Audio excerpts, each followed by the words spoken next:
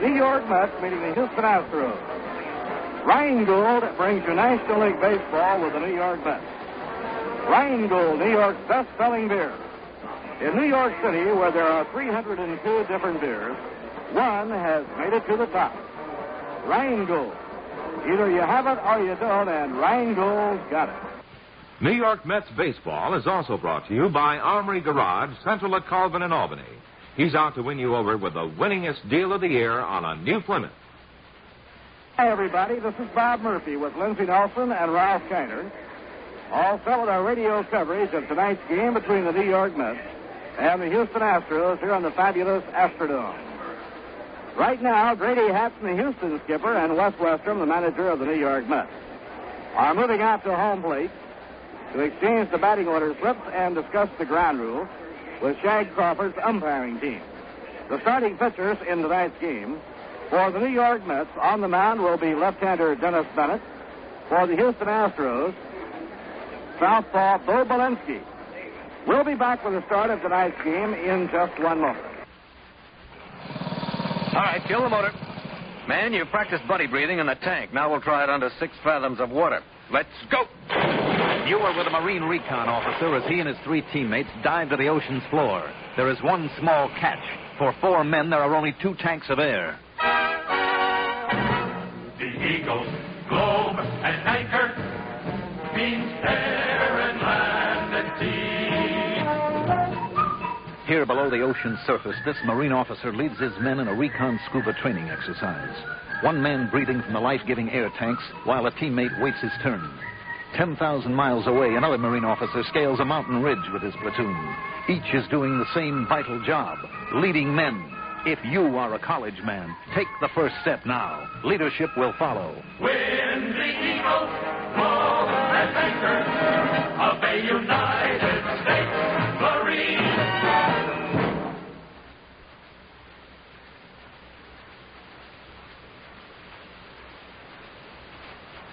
Now here at the Astrodome, as the conference breaks up at home plate, for the lineups and batting orders for tonight's game, let's check with Ralph Kiner. Okay, Bob Murphy. The leadoff batter for the Mets will be Bud Harrelson playing shortstop. Bud has batted .361 in the month of July with 43 hits and 119 times up. Batting second and playing center field, Cleon Jones. Batting third, playing left field, Tommy Davis. Tommy with a 6-game batting streak. Batting fourth and playing right field, Ron Swoboda. Batting fifth and playing third base, Ed Charles. Batting sixth and catching, Greg Goosen. Batting seventh, playing first base, Ed Kranepool. Batting eighth and playing second base, Phil Linz. And the pitcher, Dennis Bennett, batting in the ninth position. For the Astros, Ron Davis will lead off and play left field. Batting second and playing second, Joe Morgan. Batting third and playing in center field, Jim Wynn.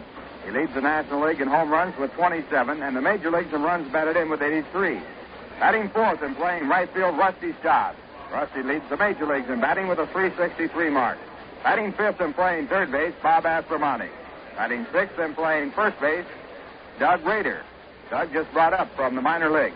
Batting seventh and catching, John Bateman.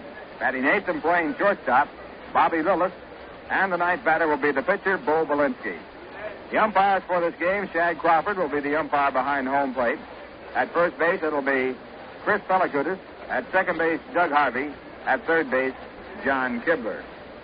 Mets playing the third game of their 5-game series. The Astros won the first game by a score of 9-1 in the first game of the doubleheader yesterday. The winning pitcher, should say, in the second game of the doubleheader yesterday, the winning pitcher in that ball game was John Wilson. First game, the Astros won by a score of 6-5, and the winning pitcher in that ball game was the left-hander Wade Blasingame. And now the Astros are taking the field. Mets will have a single game on Tuesday night. Don Cardwell pitching for the Mets against Dave Justy. And then a single game on Wednesday, Bob Henley against Mike Cuellar. And the Mets coming home for a day off on Thursday and the start of a 9-game series, starting with the San Francisco Giants on Friday. Tom Seaver will pitch that Friday night game against the Giants. Mets have a record of 39-60. The Astros have won 45-49. The Mets are 3.5 games behind the Houston Astros. And now our national anthem.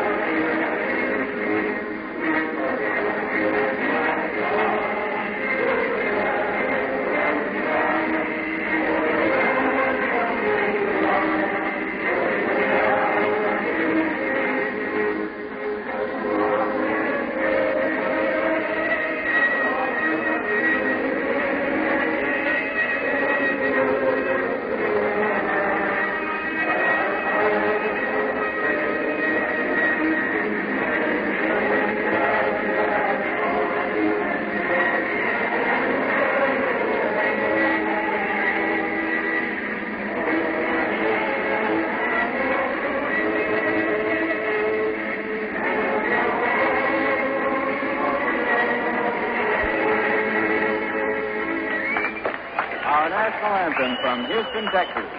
And the third game of this 5-game series about to get underway. This broadcast comes to you through the courtesy of Rango Breweries Incorporated and the New York, New Jersey, and Connecticut Chrysler Plymouth Dealers Association, and is authorized under radio rights granted by the New York Mets solely for the entertainment of our audience. Any publication, reproduction, or other use of the descriptions and accounts of this game without the express written consent of the New York Mets is prohibited.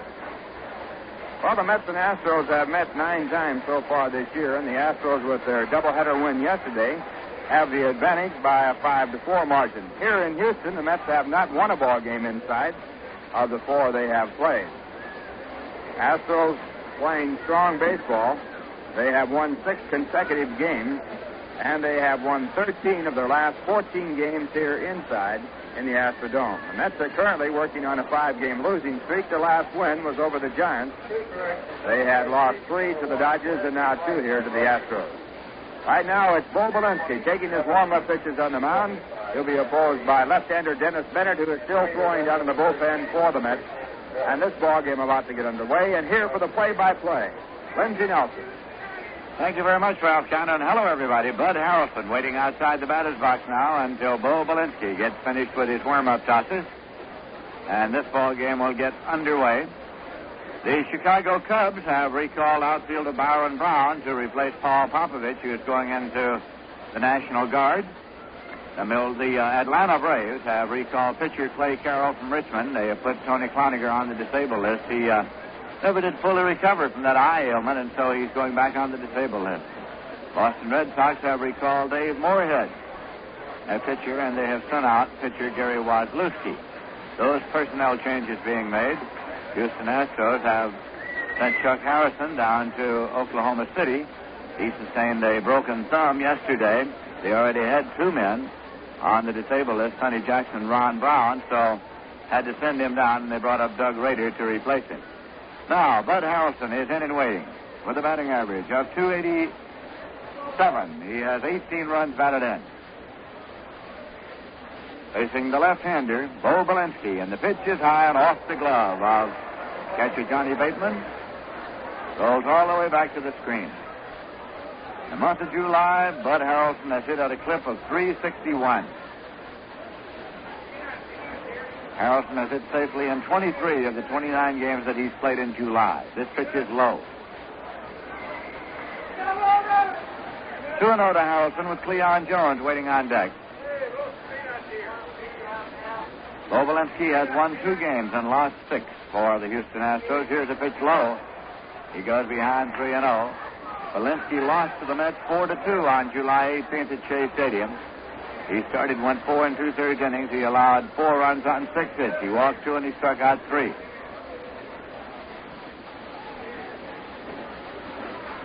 Belinsky does a little work on the rubber. Now looks in to take a side from John Bateman. Here's a 3-0 pitch, and it's in there for a called strike. Harrelson taking all the way on the coaching lines for the Mets. Yogi Berra is at first base, and Salty Parker is on the lines around at third.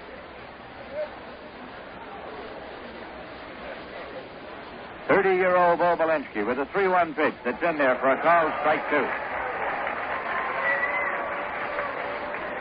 Last year with the Phillies, Belinsky won none, lost 2. With San Diego, he won 2 and lost 4. 3-2 pitch low, and Bud Harrelson draws a walk. So the Mets pick up an early base runner, and Cleon Jones is the batter. Hitting .215, he has 4 homers and 19 runs batted in. There's a group of about 50 youngsters down in the left field corner, and they've started a chant of "Let's Go Mets," and they have Mets banners and Mets pennants and all sorts of paraphernalia down there to root for the New Yorkers.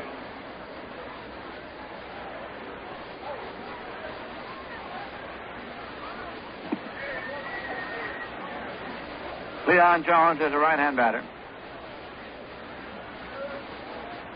Doug Rader, the first baseman, holds against Harrelson.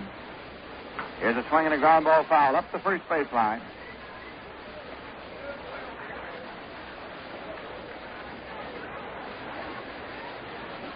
Cleon Jones has 11 hits in his last 26 times at bat. That's a clip of .423. Tommy Davis moves out to the on-deck circle.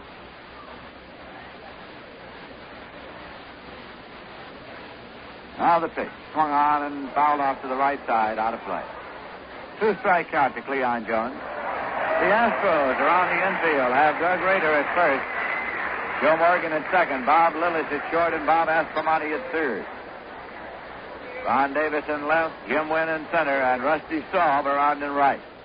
John Bateman is catching.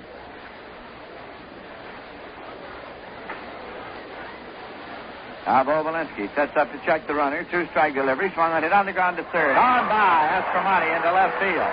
Harrelson turns and holds at second as Ron Davis returns the ball. And Cleon Jones is on at first. And Herrera is charged against Aspromonte.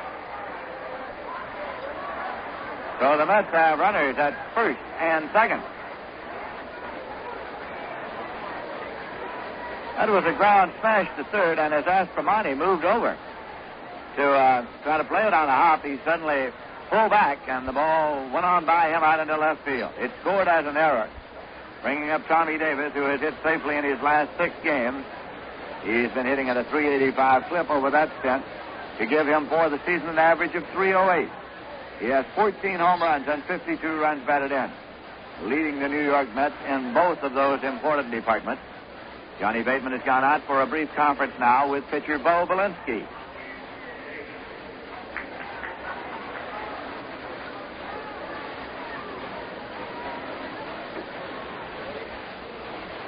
Runners lead at first and second. Pitch to the right-hand batter. Swung on and lined into right for a base hit. Harrelson is getting a green light from Salty Parker at third. He's coming home. Rusty Staub's throw. Not in time. Harrelson scores standing up, and Cleon Jones goes to third. On at first with a single to right on a run batted in, Tommy Davis. For Tommy, RBI number 53. The Mets are out in front by a score of 1-0.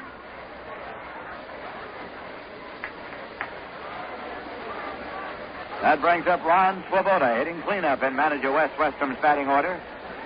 Swoboda has a season's batting average of .252. He has 7 homers and 24 runs batted in. He's a right-hand batter. And Barry Latman gets up to throw now down in the bullpen for the Houston Astros. Right-hander Barry Latman. Runners at first and third take their lead. And the pitch is inside low to Swoboda. Ball 1. Ed Charles moves out on deck.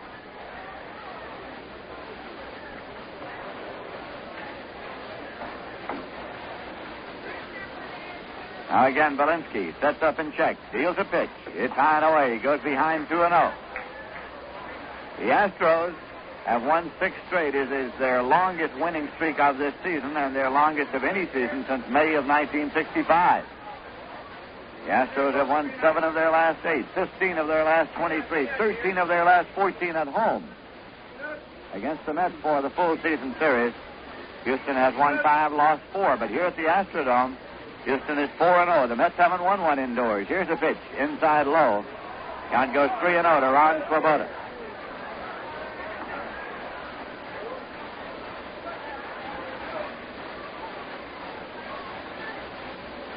Bo Belinsky reaches down now, picks up a pebble and tosses it aside. Here's forward to get the sign. This will be a 3-0 pitch. And it's high. Swoboda walks on 4 pitch balls to load the bases. It will bring up Ed Charles. Second walk issued in this inning by Belinsky. Charles is a right-hand batter hitting .268 with 3 homers and 19 runs batted in. The Mets are leading here by a score of 1-0 with nobody out.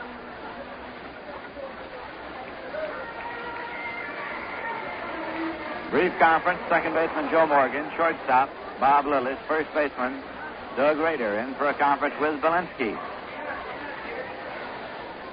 By the way, Rader's playing first base, a position he has not played since the Instructional League of 1966. Belinsky works straight away, and the pitch is inside low, rolls a few feet away from Bateman. He recovers. There's no advance by the base runners at first, second, and third. A count of 1-0 now to Ed Charles. Catcher Greg Goosen has moved out on deck.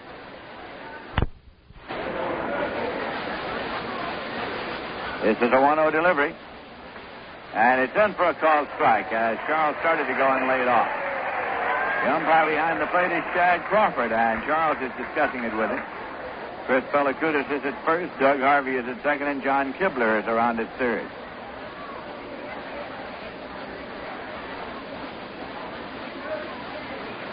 1-1 pitch to Charles inside, and again off the glove of Bateman. He keeps it right at the base of the plate in front of him to prevent any advance by the base runners. And the count goes to 2 balls and 1 strike. Leon Jones at third, Tommy Davis at second, and Ron Swoboda is at first base.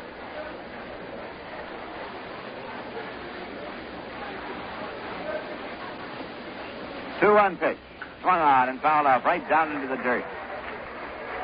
Count holds at 2-2 now to Ed Charles.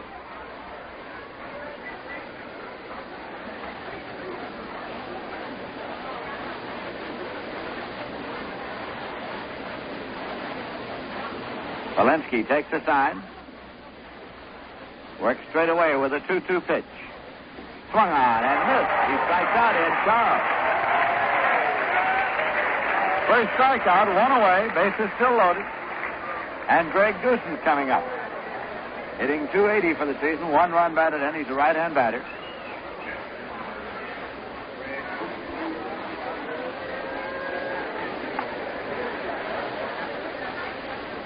Walensky goes to the rosin bag, now turns his back to the plate to rev up the ball a little bit. In the crowd here tonight, Solly Hemus, former Mets coach and last year a minor league manager in the Mets semi-managed Jacksonville in the International League, and Greg Gooson was his catcher there. Here's a pitch. It is in for a called strike. So Gooson and Hemus were doing a little visiting before the start of tonight's ball game. The Goose up there now with a strike, 1 count.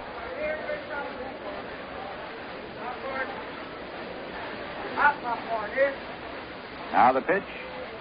Going right in a full curveball. He had Gooson way out in front. So quickly Walensky goes to a 2-strike count. Ed Craneville is waiting there on deck. The Mets won, the Astros nothing. 2-strike delivery. Inside, and it's just by Bateman. It's rolling back to the screen, and Jones comes home to score. It's a wild pitch, charged against Walensky as runners move up all around. Jones scoring. Tommy Davis to third. Ron Swoboda to second. The Mets lead 2-0. This was inside low. Bateman got a glove on it, but did not deflect it. It came right on back.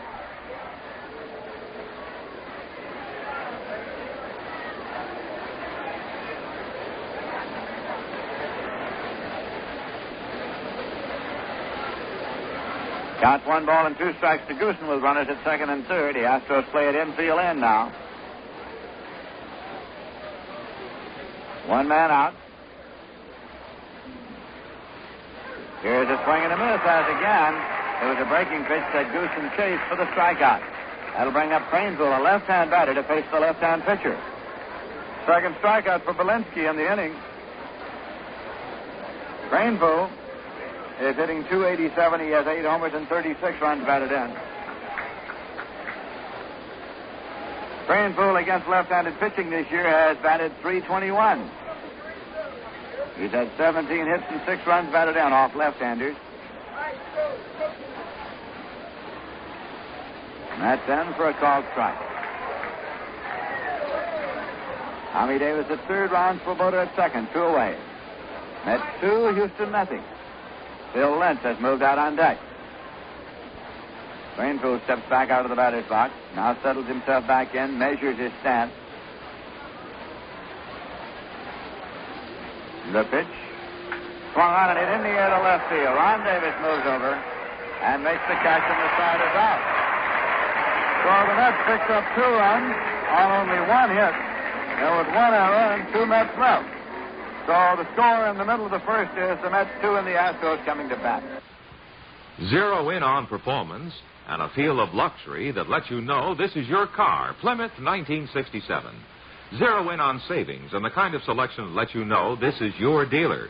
Armory Garage in Albany, where prices have never been better. The salesmen at Armory want to show you all the 67 Plymouths, Furies, and Belvederes. Then they want to show you how easy it is for you to own one. Your present car will probably cover the down payment, and the balance can be comfortably taken care of over 3 years or less. Choose from any one of Armory's 101-time payment plans. Armory has carloads of new cars in stock ready for your inspection and immediate delivery. So swing into a new Plymouth Fury or Belvedere and make your choice now while the selection is high. Hurry, though, to Armory Garage, Central at Colvin and Albany, your Chrysler, Plymouth, and Valiant volume headquarters.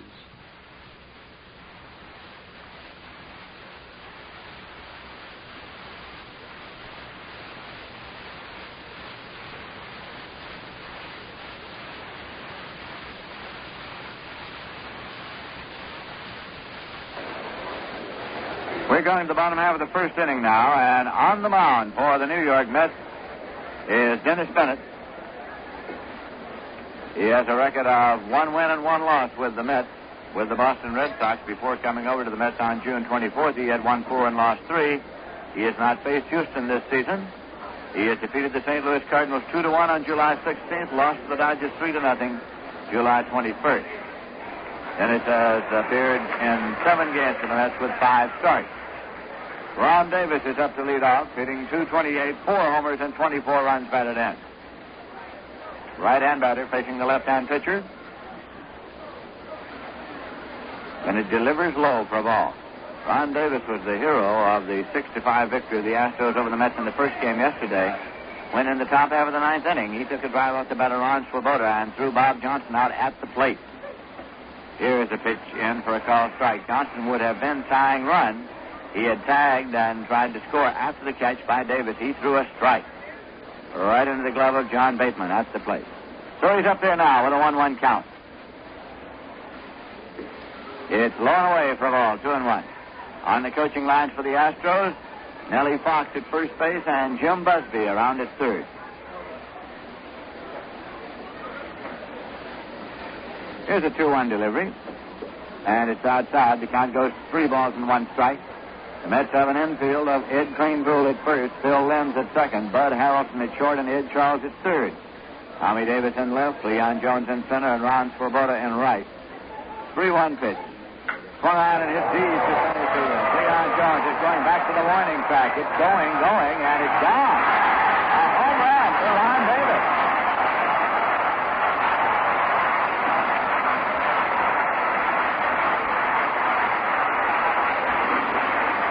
It is his 5th home run of this season. And the pyrotechnic display goes on here at the Astrodome, symbolic of a hometown home run.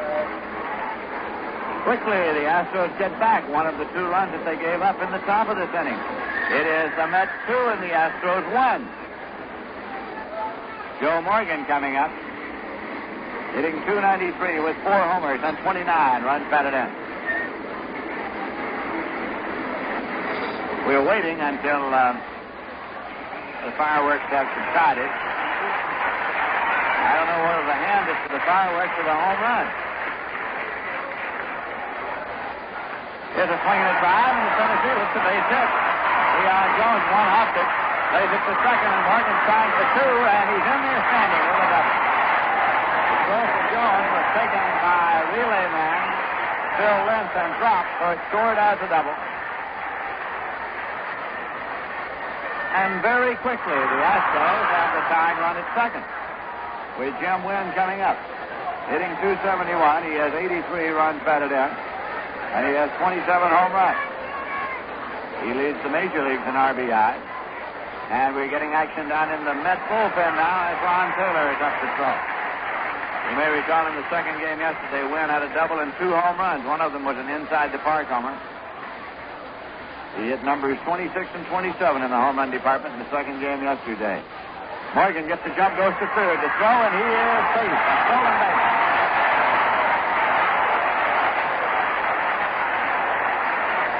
Joe Morgan got a good jump on Bennett, and although Goosen rifled the ball down there, a good peg at the stolen base. Number 10 for Joe Morgan. So at this point, the Astros have the tying run at third base with nobody out. And a count of ball 1 to Jim Wynn at the plate. Wynn left the game yesterday after having been up 3 times because he said he had had a couple of dizzy spells and he was sent to the hospital for observation. However, came back ready to play tonight. 1-0 pitch. Curveball is chopped up the middle. It'll score a run. Morgan comes to the plate. Harrelson throws on in time to make the play. So there is 1 man out. The score is tied 2-2, and Rusty Staub is coming up. Run batted in for Jim Wynn on the infield out, number 84. Rusty Staub is leading the major leagues in batting with a mark of 363, 7 homers and 48 runs batted in.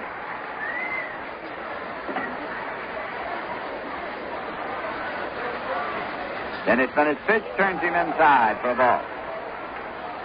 Bob Aspromonte is swinging bats on deck. Nobody on base, one man out on the score side, 2-2. Low and away for a ball. It's 2-0.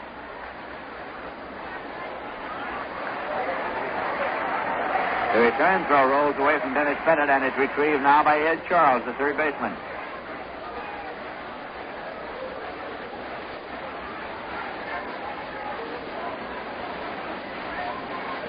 Rusty Staub with the bat cocked, and here's a 2-0 pitch.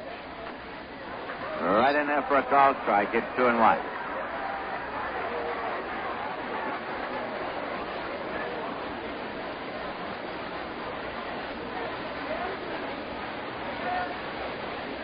Two-one delivery.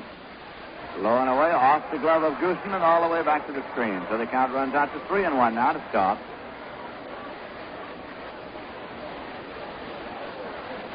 The temperature inside the Astrodome here is a constant 72 degrees. At this moment outside, the Houston temperature is 88 degrees. The high here today was 95. Here's a pitch on the ground to the right side. Cranepool can't get it, and Mueller can have it. Goes through for a base hit. Scooped up by Swoboda, played back. It is the third hit of the inning for the Astros, with Rusty Staub first with a single to right, and Aspromonte's coming up. Ron Taylor continues to throw in the mid bullpen. Cranepool, the first baseman, went for the ground ball, tried to flag it, could not, and Bill Lentz had gone deep on the rim of the AstroTurf in right, and he could not get a glove on it either, so it went through cleanly for a base hit. Cranepool holding against Rusty Staub with Aspromonte up there. Batting average of .299, 5 homers and 36 runs batted in.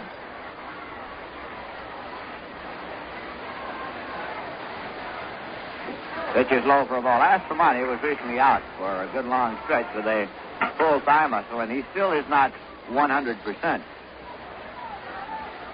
But he's in the lineup here tonight. 1-0 pitch is on away for a ball. 2-0. Doug Rader has moved out on deck, and Wes Westrom calls time and goes to the mound. The mid-manager goes to the mound with a count 2-0 on Aspromonte, and right-hand pitcher Ron Taylor down there in the bullpen, continuing to throw.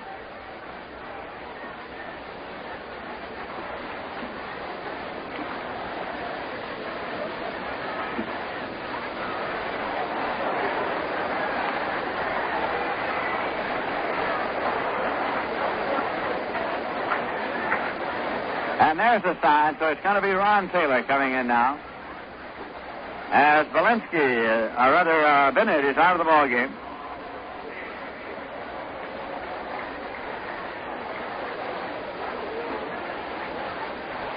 Bennett has gone a third of an inning. Charged with 2 runs on 3 hits. Struck out none and walked none.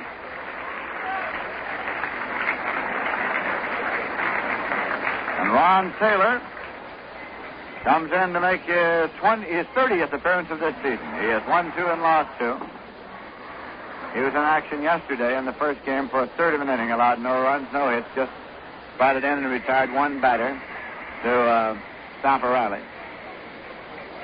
And now to check us up on scores of other games, here's Ralph Kiner. Well, the St. Louis Cardinals continued their winning ways as they defeated the Chicago Cubs 9-2. The winning pitcher was Washburn.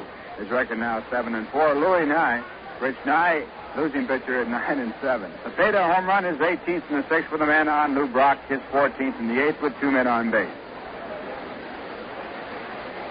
San Francisco Giants defeated the Pittsburgh Pirates by a score of 8-4. Winning pitcher was McCormick. The losing pitcher was Pizarro. Clendenin and Hyatt had home runs in the ball game. Hyatt got his with the bases loaded in the 8th inning to win the ball game for the Giants. Philadelphia playing against the Dodgers at night. At the end of 4, Atlanta 3, Cincinnati 1.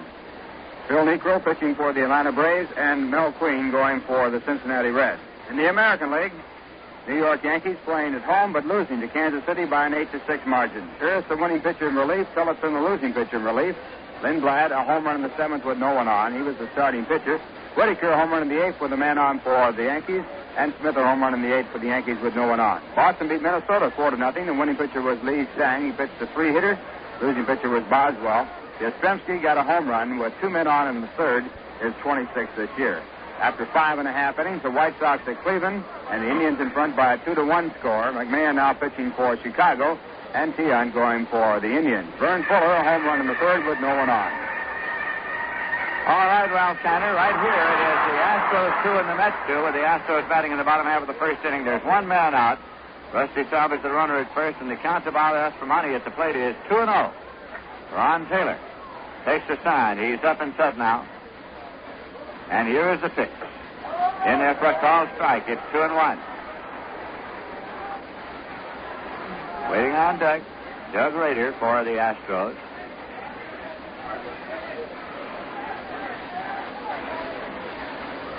Taylor bends forward to take a sign. Played here with the Houston Astros last season. He's up and set. 2-1 delivery. Swung on it on the ground to second. Taken there by Lampson. Over to Harrison. 1. And on to Cranepool, a double play. So quickly, Ron Taylor comes in to put out the fire with a double play ball hit by Astromonte. Limp to Harrison to Cranepool. Side is out with 2 runs on 3 hits. No errors and none left. Score at the end of an inning is the Mets 2 and the Astros 2. And once again, here's Ralph. Tuesday night, August 22nd, has been designated as Country Music Night at Shea Stadium, when the Mets will be meeting the Philadelphia Phillies in a twilight doubleheader.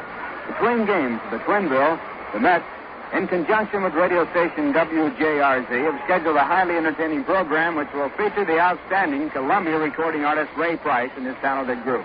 It should be a fun-filled evening for young and old alike, so try and remember the date. Tuesday, August 22nd, Country Music Night at Shea Stadium. The Mets and Phillies in a twilight Twinville. All right, Ralph, before we go to the top of the second, we're going to step out for station identification. This is the New York Mets Baseball Network. This is the new bright sound in radio. WGY 810 on your dial in Schenectady, New York. This is Lindsey Nelson with Ralph Tanner and Bob Murphy at the Astrodome in Houston, Texas. It's going to be Phil Lind coming up now for the Mets. He's hitting 186. He has 1 homer and 6 runs batted in. Facing left-hander Bo Belinsky. Jerry Buchek, the regular Mets second baseman, is still out with a pulled calf muscle sustained in San Francisco at the start of this road trip. Buchek took batting practice before tonight's game.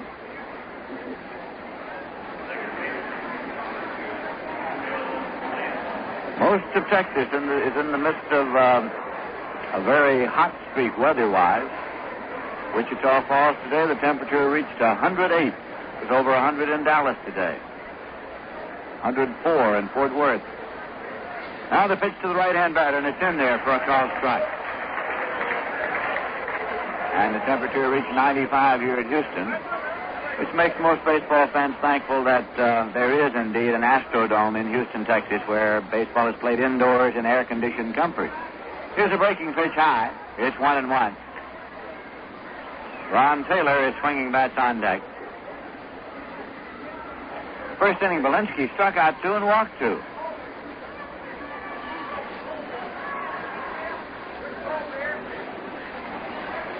Here's a swing and a miss. It's 1-2. Bo Belinsky became nationally famous during his tenure with the California Angels. He pitched a no-hitter, which got him the attention of the baseball world, and he regularly dated Mamie Van Doren, which got him the attention of the rest of the world. Here's a pitch in front of the plate, and it bounds on by. Catcher Johnny Bateman all the way back, and the count goes 2-2 to Phil Lind. Phone call for Joe Hammer. Belinsky lists his permanent home as Hollywood, California.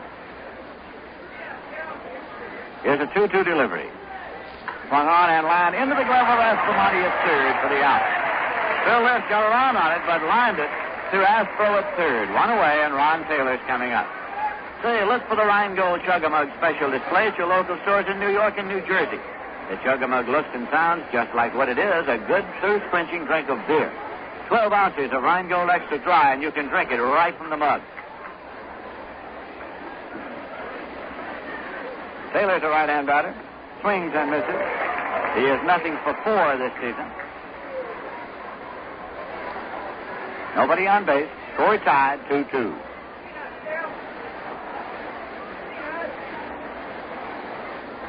Strike one pitch, swung on and missed.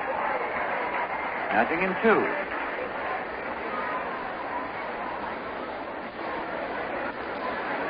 Tomorrow night, Don Cardwell will pitch for the Mets, and Dave Justy for the Astros. We'll be on the air at 8:55 p.m. New York time.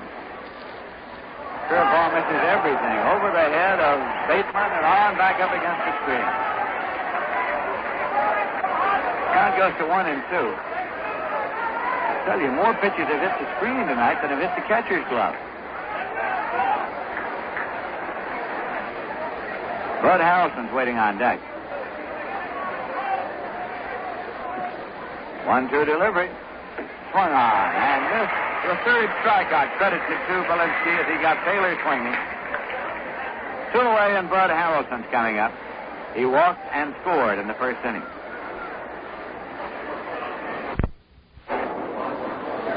Batting right against the left-hander.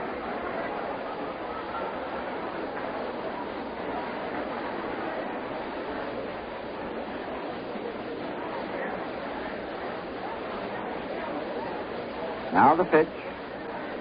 And it's high for a ball. 1-0.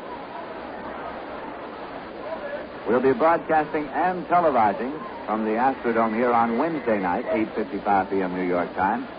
Then the Mets will be back at Shea Stadium on Friday night against the San Francisco Giants. Here's a 1-0 pitch. It's inside. Low. Comes all the way back to the screen. Hit in the dirt and bounded over the glove of Bateman. 2-0. Belinsky turns his back to the plate, pops the ball into his glove a time or two. Now comes down on the forward side of the mound where he's been striding to smooth out the mound there.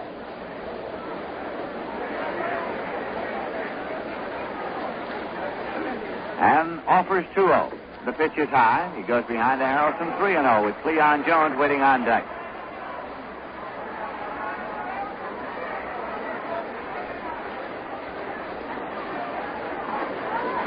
The 3-0 delivery. Low. It's a walk to Harrelson. Second time he's drawn a walk tonight, and the third walk has been issued by Belinsky. That is the 29th base on balls that Harrelson has drawn this year. He leads the Mets in that department.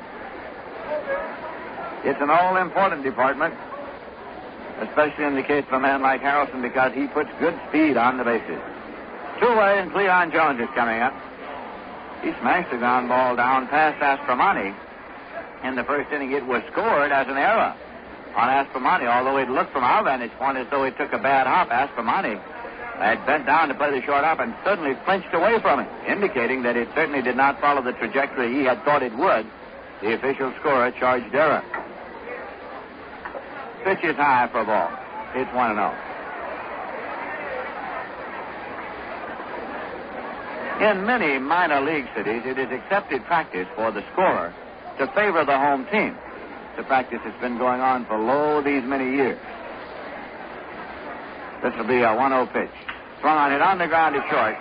Taken there by Lillis and played over to Morgan for the force that retires the strike. No runs, no hits, nor a walk, and 1 left. And the score in the middle of the second is the Mets 2 and the Astros 2.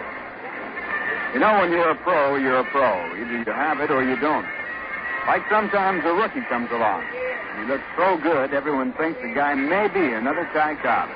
He runs like him. He walks and hits like him. In fact, everyone's sure it's the Georgia Peach reincarnated. But then, 2 weeks after the season begins, or 3, someone on the other team spots that the guy can't hit a curve, and that's it. He's through. 2 weeks later, you mention the rookie's name, and the fans don't even remember him.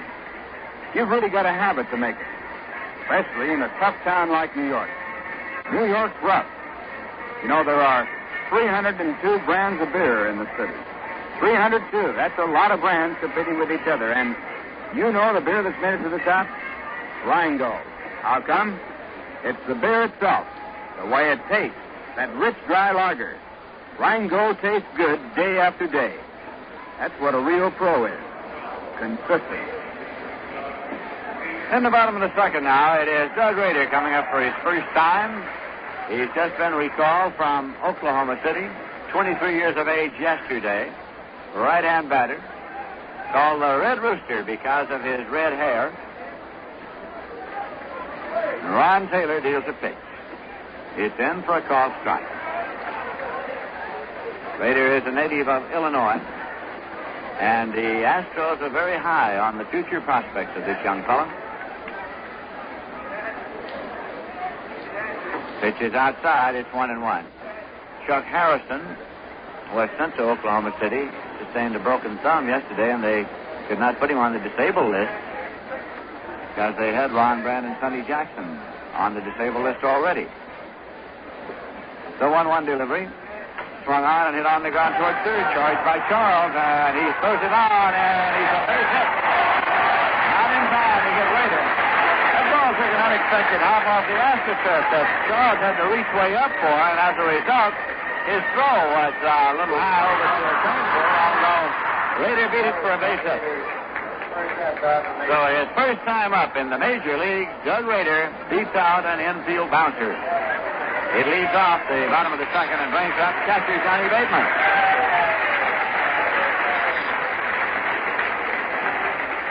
To complete the thought we had started a moment ago, we were saying that in minor league cities it was an accepted practice for the scorer to be pro-home team. Here in Houston, it's a practice that has carried over during the major league years here. Had nothing to do with the scoring on that particular play. That was a base hit. Throw over to first, not in time. Benji, that goes back to an old powder baseball when they owned their own players in the minor league cities, and they wanted to have a very respectable batting average to show so they could sell that ball player for more money. All right, here's the pitch, and it's in for a call strike. Well, I figured the reason for that was we didn't own any players. San Francisco did it very much so in the past when they had fellows like Paul Wainer, Lloyd Wainer, and Joe DiMaggio. Here's a throw. You mean with a little help on a hit here now, instead of hitting 390, they hit 410. Hit 410, that's right.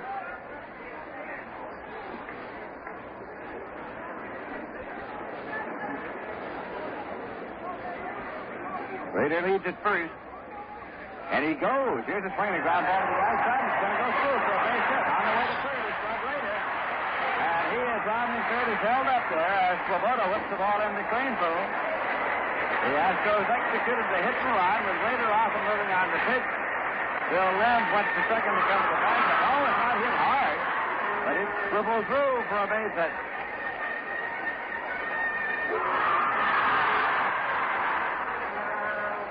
So quickly the Astros have runners at first and third with nobody out in the bottom of the second, and Bob Lillis is coming up. He bats number 8 in the order, hitting .259, 4 runs batted in. He's a right-hand batter. The score is tied 2-2. The Mets got 2 in the top of the first, and the Astros got them back in the bottom of the first.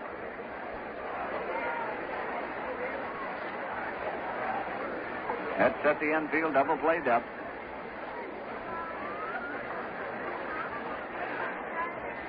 Ball is bunted up into the air to Cranepool at first. No other play.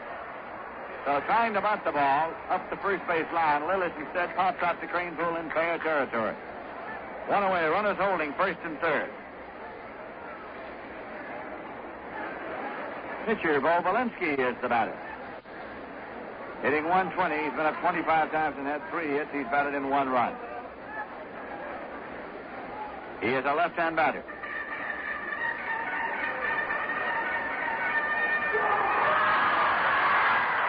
Met catcher Greg Goosen calls time and goes to the mound for a word with Ron Taylor.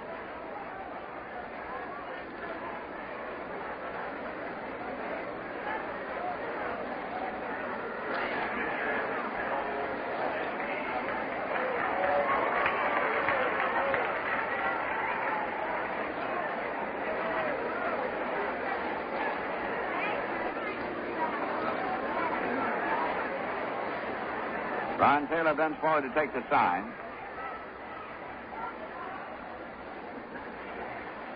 Now he's set. And the pitch. Hit on the ground to first. Painful is going home, and at the plate, he is out. A little scramble for a moment between catcher Greg Goosen and baseman Doug Rader. Rader made his slide and did not get to the plate. Threw it off to one side, and Goosen had not tagged him either at that point. So umpire Shag Crawford waited until Goosen tagged him a second time, or tagged at him a second time, and then made the out call. So the play goes 3-2 if you're scoring. Moving up to second base is John Bateman. And on at first now, on the field is choice is Belinsky with 2 men out.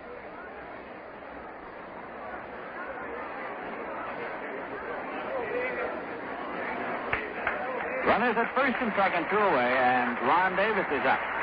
He led off with a home run in the bottom half of the first inning. Now Shag Crawford calls time as he observes that Bo Belinsky does not have the haberdashery properly outfitted as yet. He is buttoning up the jacket. Belinsky was known and was proud of his reputation as a nightlife aficionado in his days in Los Angeles and Hollywood and Beverly Hills. Then when he was farmed out, to quieten him down, they sent him of all places to Honolulu. Here is a pitch hit on the ground. A broken back ground ball to second. Taken by Lindsey. Bobbles it and now goes over and tags the bag. Bill let bobble the ball, picked it up, thought perhaps he'd have no chance at a force, and was ready to try to throw it first, where he really would have had no play, and noted that Belinsky was not running. Belinsky was jogging down to second, and the fans are expressing a little displeasure with him, so let's pick the ball up then and kick the bag. The Astros. No runs, 2 hits, no errors, and 2 left. And at the end of 2 full innings, the score is the Mets 2, the Astros 2. This problem, and they've developed a very simple formula. If your car is 2 years old, have the battery tested regularly.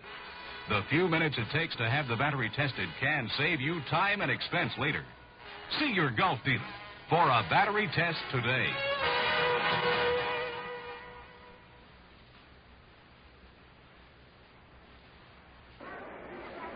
We're going to the top of the third, and coming in now for the play-by-play, Bob Murphy. All right, Lindsay, Tommy Davis will lead off against Bo Belinsky in the top of the third. One of the 2 home runs hit in the second game of yesterday's doubleheader by Jim Wynn was inside the park. 2 other inside-the-park home runs in the Astrodome since they opened the doors. One by Sonny Jackson, he's now on the disabled list, the other by Rusty Staub. Actually, the inside-the-park home run by Jim Wynn yesterday was nothing more than a line drive single to center field. The official score gave Wynn an inside-the-park home run, and the ball struck the shin of Tommy Reynolds and was booted about 150 feet over into left field.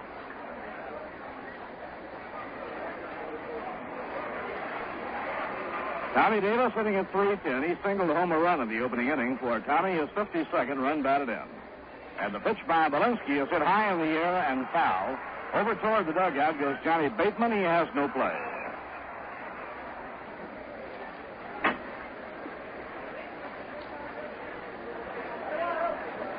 Ron Swoboda waiting on deck.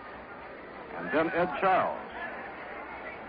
New York, 2 runs, 1 hit, and no errors. Houston, 2 runs, 5 hits, and 1 error.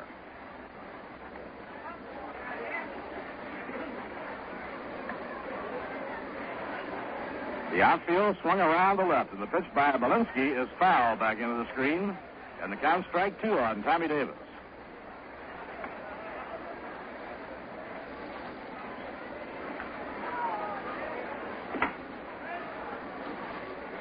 Sally Hemus here watching the ball game tonight. Sally looking good as always. He was back at Shea Stadium for the big old timers event. The 2-strike delivery, a fly ball hit to right field. Staub is coming in. Morgan goes out, and Staub makes the catch.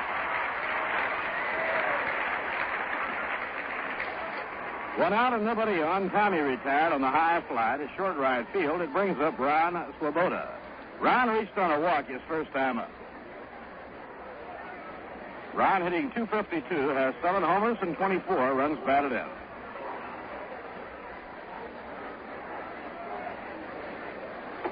Check swing and a fastball outside and high, ball one.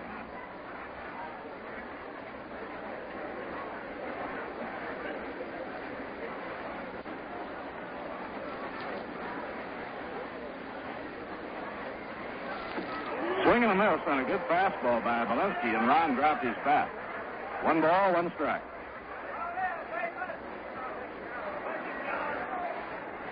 Bo Belinsky's victories this year have been over the St. Louis Cardinals and Chicago Cubs.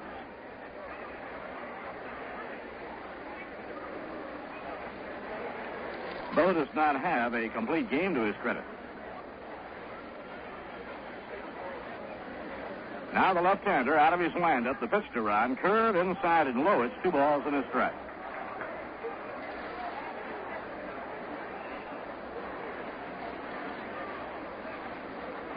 Belinsky's last 3 outings have all been against Pittsburgh. Swing and a miss on the slider, and the count 2-2.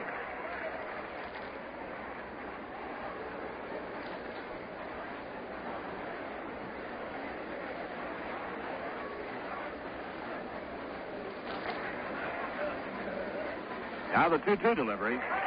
Swing and a miss. He struck him out, and Belinsky fans Ron Swoboda.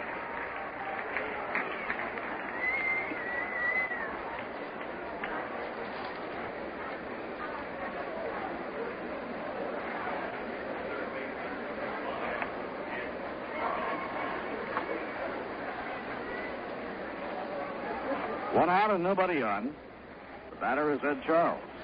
Ed was struck out his first time up tonight, and he lifted a pitch off the outside corner, ball 1. Bo Belinsky has now struck out 4.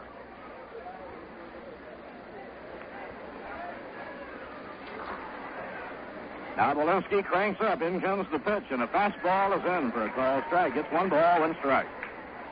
The Astros riding a 6-game win streak, and the baseball fever is mounting here in Houston.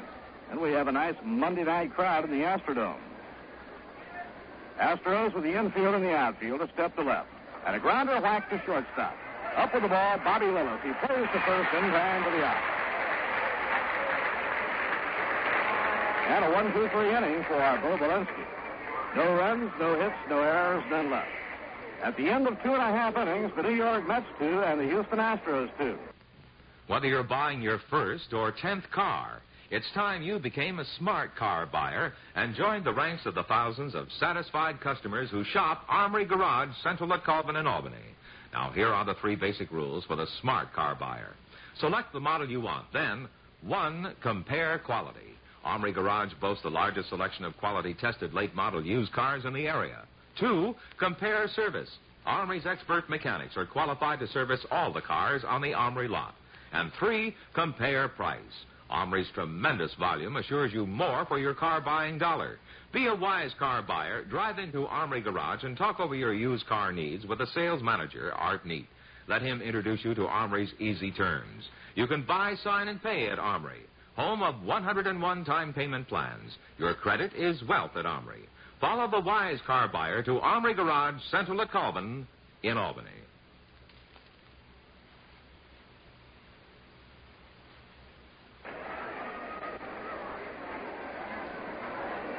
Last of the 3rd inning, Ron Taylor is pitching in relief. In all 3 games in this series in the Astrodome, the 1st inning has been a difficult inning for the New York Mets. The doubleheader yesterday, the Astros scored 5 in the 1st inning of the opening game. They got 3 in the opening inning of the nightcap and 2 in the 1st inning here tonight. The fastball outside to Joe Morgan, ball 1. Morgan hitting .296, doubled to right center field, and later scored in the 1st inning. Left-hand hitter with good running speed. Let's play him around toward right. Ed Charles in a stride, wide of the line at 3rd. Bud Harrelson shaded toward 2nd. Phil Lenz about a stride from the edge of the AstroTurf. Inside and high is ball 2, 2 balls and no strikes.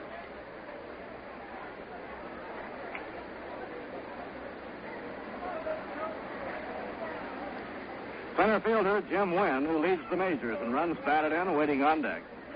And the major league leader in batting, Rusty Staub, to follow. Now the 2-0 delivery, and a foul ball cracked back up toward the crowd, out of play.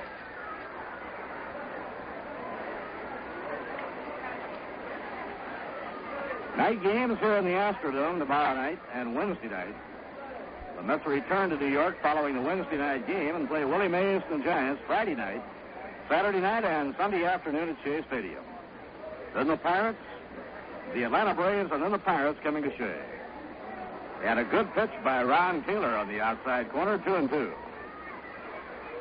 Ron getting a very early call in the game tonight when Dennis Bennett ran into trouble. Ron Taylor generally is used much later in the ballgame.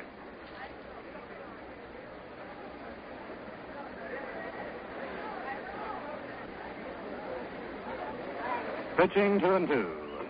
Inside and high, ball 3. And the string is out, 3-2. Nellie Fox coaching at first, Jim Busby coaching at third. The Astros changed pitching coaches in the middle of the year. Their new pitching coach is Jim Owens. He replaced Gordon Jones. 3-2 delivery, hit hard in the air to left. Tommy Davis coming in. He's there, makes the catch, and Morgan is out. Ball hit on a line, and Tommy came right straight in to grab it. So one away, nobody on. Center fielder Jimmy Wynn coming up. He drove in a run with a ground ball to shortstop. He was thrown out of the opening inning.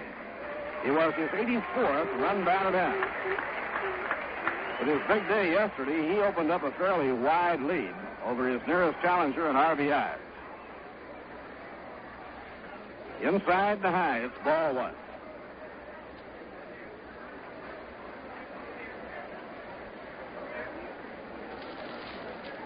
Some of the writers refer to Jimmy Wynn as the toy cannon because of his amazing power. He's only 5'9" and weighs about 165 pounds. Right-hand batter, a native of Cincinnati, Ohio. He originally signed with the Reds. He was taken in the first-year player draft by Houston from the Cincinnati organization when they failed to protect him on their 40-man roster.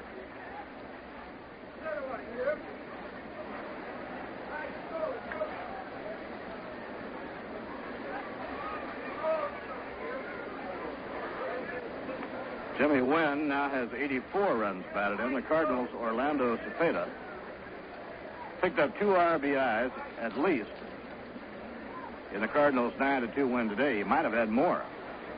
So now he has at least 78. And it's a strike on the inside corner. St. Louis now has opened up a 4.5 game lead in the National League. The Cardinals beat Chicago 9-2. Ray Washburn won his 7th, and Rich Nye was the loser. He's now 9-7. Lou Brock hit a 3-run homer for the Cardinals. In a long spell between home runs for Brock. And the fastball is in for a call strike. Brock had a great start.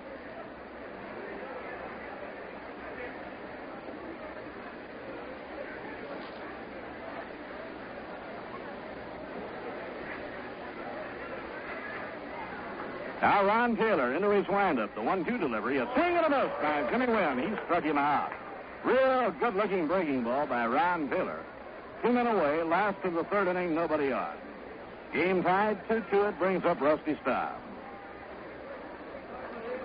First strikeout for Ron Taylor, who's on in relief.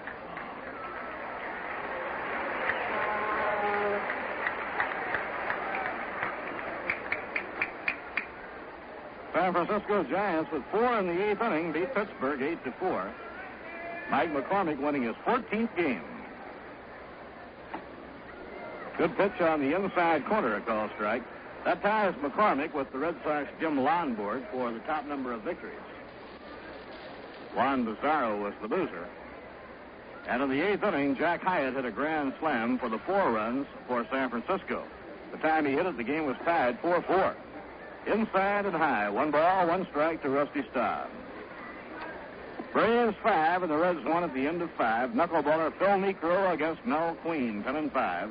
And a 2-run homer by Clete Boyer. What a year Clete is having. The 1-1 pitch to Staub. A fly ball hit in the air to left field. Tommy Davis just walks in his stride and puts it away for the out. No runs, no hits, no errors, and none left on.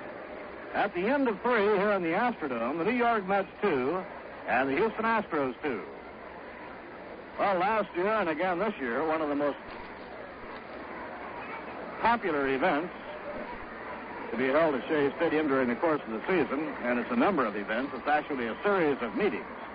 A series of meetings with the ball players of the New York Mets for those who are a member of the Met Fan Club. So we have some up-and-coming Met Fan Club dates, and Ralph will fill you right in. Well, with Ron Taylor going there, he'll have his day on September the 6th. Ron has had a rather interesting background. He has come from Canada, and he has had a lot of trouble with his back. And this year, in the early part of the year, he was out for some time with that bad back, and since coming back, he has done well. And you can talk all about pitching and relief pitching with Ron Taylor on September the 6th. Other dates, Don Cardwell, August the 4th, Ed Charles, August the 8th, August the 10th, Phil Lynn. Learn about the wrestling business from Phil on the 10th. August 23rd, John Sullivan. August 25th, Don Shaw. September 9th, Bob Henley. September 10th, Hal Renniff. September 18th, Dick Selma. September 19th, Larry Stahl. And September 20th, Dennis Bennett. You can get your tickets to the Met Fan Club room by writing Met Fan Club, Shea Stadium, Flushing, New York.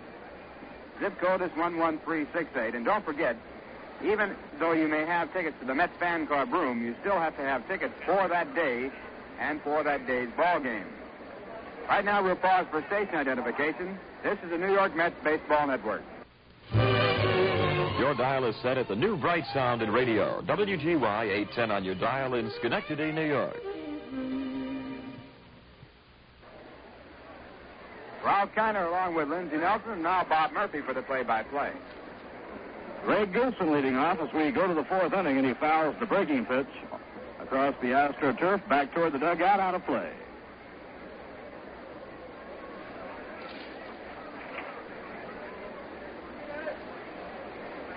Next pitch on the way, and Greg has to jump to get out of the way. Walensky missing way inside and low. 1 ball, 1 strike. No point in telling you about the hot weather in Houston because it's been just as hot on the east. And besides, you don't mind here with air-conditioned baseball. The 1-1 delivery, a strike on the outside corner. It's 1 ball and 2 strikes.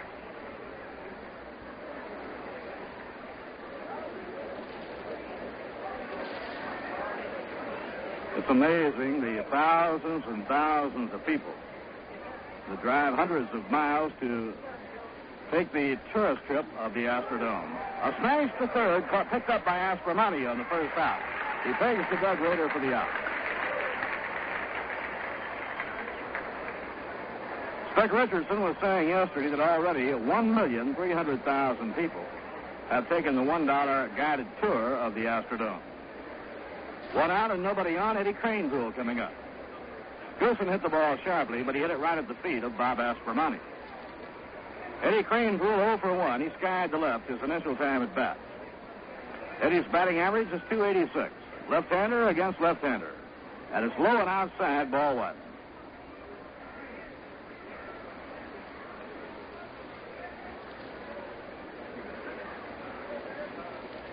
The Mets 2 and the Astros 2 here in the fourth inning. Walensky delivers an overhand fastball low.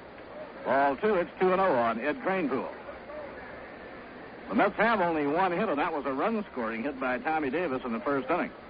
Their second run crossed the plate on a wild pitch by Walensky. Now Eddie is taking all the way, and the pitch is over for a call strike, 2-1. Orlando Cepeda had 3 RBIs, and the Cardinals 9-2 win over the Cubs today. Lou Brock drove in 4. Kurt Flood is back in action. He had 4 for 5. Ground ball hit down to first. Duck Rader up with it. Steps on first, 2 down. Interesting thing about the Cardinals, Ralph, they're rolling right along. They're in the best shape right now they've been in all year long. They've been moving ahead even though they've been without their ace pitcher, Bob Gibson. They certainly have. They have covered up that loss, and when Gibson gets back, that'll be a big boost for them if he can pitch like he would normally be able to pitch. They have Bob Gibson and Kurt Flood both on the sideline. Flood, one of the top ball hawks in the game today, is now back in action. And he's a top hit maker. He's usually around 200 hits every year. Bill Lenz is the hitter, and he takes the pitch by Walensky, ball 1. Bill lined out to third baseman Bob Aspromani, his first time up. Ground ball hit down to Aspromati. He's up with it. Throws from the edge of the carpet. In down to the side is out. And Belinsky moving right along now. Bill has now retired 7 consecutive batters. No runs, no hits, no errors, and none left. And at the end of 3.5, the New York Mets 2 and the Houston Astros 2. Now here's a word from Rangel. There's a guy in New York who has a ball. It's made of iron and it weighs 2 tons. He bounces it against buildings, and the walls come tumbling down. Well, I'm what they call a ball man. There are just actually 50 of us around, and 5 really good ones. I mean experts. Well, you see those 3 walls there? I can knock all 3 of them off with one swing, and still put the ball down on a post instead. You know, last was it about 3 weeks ago? I got a call. The guy needed me on a Monday, and I had a job. So, I mean, it's kind of flattering. The guy held up the construction for a week until I was available. If you're going to throw your weight around in New York, you really got to know what you're doing. Same thing's true of beer. There are 302 beers trying to make it in New York today from all over. But only one beer has made it to the top. The rich, dry lager, Rheingold. Rheingold. In this town, either you have it or you don't. Last half of the 4th inning, Bob Aspromati. Rookie Doug Rader and catcher John Bateman will be the 3 hitters coming up against Ron Taylor. Kurt Flood, the Cardinals' brilliant center fielder, came back into the action over the weekend in a series against Atlanta. Kurt had an injured shoulder after crashing into a fence. He'd been out about a month. Here's the pitch on the way. A call strike on the outside corner. The Cardinals are 4.5 games out, and they're in great shape in the loss column. A little bit early in the year to be talking much about the loss column, but nonetheless it takes on added importance with each passing day. For example, 3rd place Cincinnati. Swing and a miss by Aspromati. The Reds are playing tonight, and right now they are 9 games behind the Cardinals in the loss column. The Atlanta Braves are 7 games back in the loss column. The Giants and Pirates, the Giants are 10 games back, and the Pirates 11 games back in the loss column. 1 ball and 2 strikes.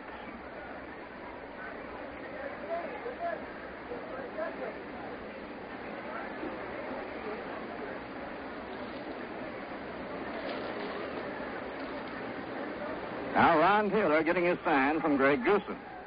The pitch to Aspromati is hit down the right field line. It may drop in. Base hit just inside the line. It's rolling down into the right field corner. Aspromati around second will stop there with a double. Ball was placed about a foot inside the line and went down into the corner 340 feet out. Aspromati can still not go 100% on the bases. He has been out of the hamstring muscle pull and just recently returned to the lineup. Now Doug Rader is coming up. For Doug, this is his 3rd year in pro ball. He was outstanding last year, his 2nd year in pro ball, and got a real good look by the Astros during spring training. He's actually a 3rd baseman by trade. Doug being used at first base tonight. And he got a base hit his first major league time at bat. An infield hit. His nickname is the Red Rooster, and the first time up, he scratched one out.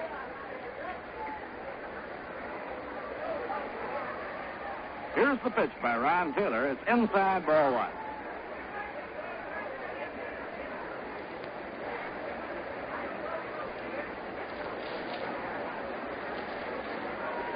Doug Rader, right-hand batter. He has good size, 6'2". Weighs about 95.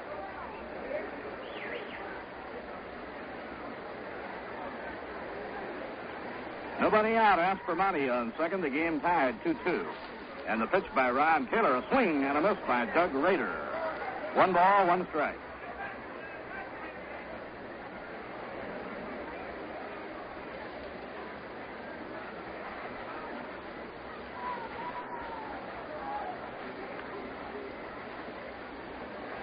Doug Rader was brought up today when it was learned that Chuck Harrison suffered a fractured thumb in yesterday's twin bill. And a towering pop-up down the first baseline Hope he doesn't lose this one in the webbing. Crane pulled under it, makes the catch just inside the line in fair territory. This webbing is no problem at night, but had that ball, Ralph, been hit yesterday afternoon, it would have been quite an adventure, don't you think? It's always an adventure on a fly ball here in the daytime. We were talking with Doug Harvey and the umpiring crew that's here tonight, and they said that they didn't believe that you could ever play a successful game here in the daytime the way it's set up right now. You just have to lose some fly balls in the high ceiling here where the light filters through the opaque glass. You can stand alongside one of the coaches in the pregame drills when they hit fungos and just stand there and try to follow the ball, and it's almost impossible in the afternoon when the sun is shining through. Here's the pitch on the way. Swing and a miss by Johnny Bateman, strike one. Seems to be worse this year than it was last, which may indicate nothing more is needed than another paint job. You can go broke painting that glass up there, though, Bob. I can go broke riding a bicycle to the corner. What are you talking about? You have to pay somebody to pump it? I need new tires. Now the pitch on the way. Foul ball back into the screen. What do you suppose they'd pay you and I to crawl up there and paint that for them? There's not enough money. You don't like those high altitudes, huh? No. You fighter pilots are all alike. I want something under there with a motor that's going through, pulling through the air. I don't want to be up there depending on myself flying. Your broadcasting partner went up there. And he will be the last to go up there, too. That's going to be a record. He rode up in the gondola. The engineer walked up on the catwalk. Two-strike delivery, and Bateman was fooled that he held up in time, 1 ball and 2 strikes.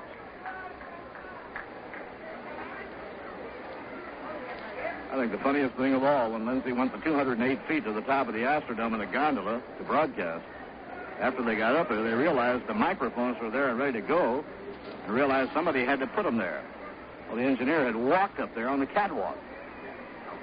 He also had to go back up and get him. Here's the 1-2 delivery, and a ground ball hit hard toward the middle, knocked down by Lenz, who stumbles, throws the first in time. Bateman is out. Aspermani moving over to third. Now there are 2 away, a runner on third. Game tied 2-2 in the 4th inning. And the veteran shortstop, Bobby Lillis, is coming up. Bobby hitting at .255.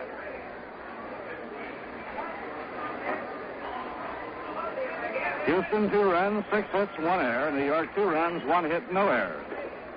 Ron Taylor is pitching in relief of Dennis Bennett. Dennis was knocked out in the 1st inning by the Astros, and Ron came in.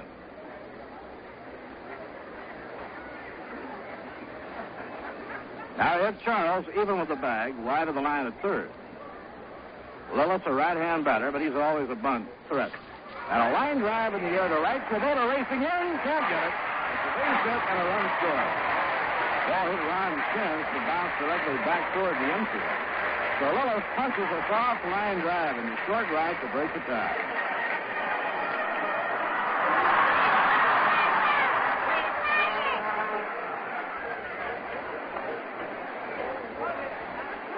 There's the first run off Ron Taylor, and the Astros now go in front 3-2. Lillis, using that big bat, just punched the ball easily into right field for a hit.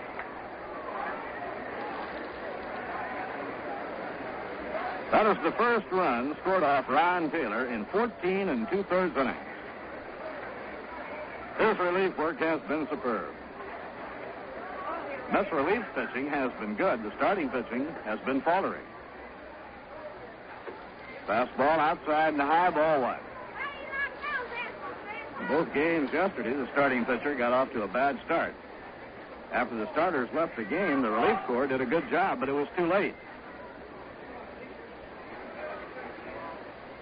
Eddie Cranepool holding against Bobby Lillis at first, 2 men away.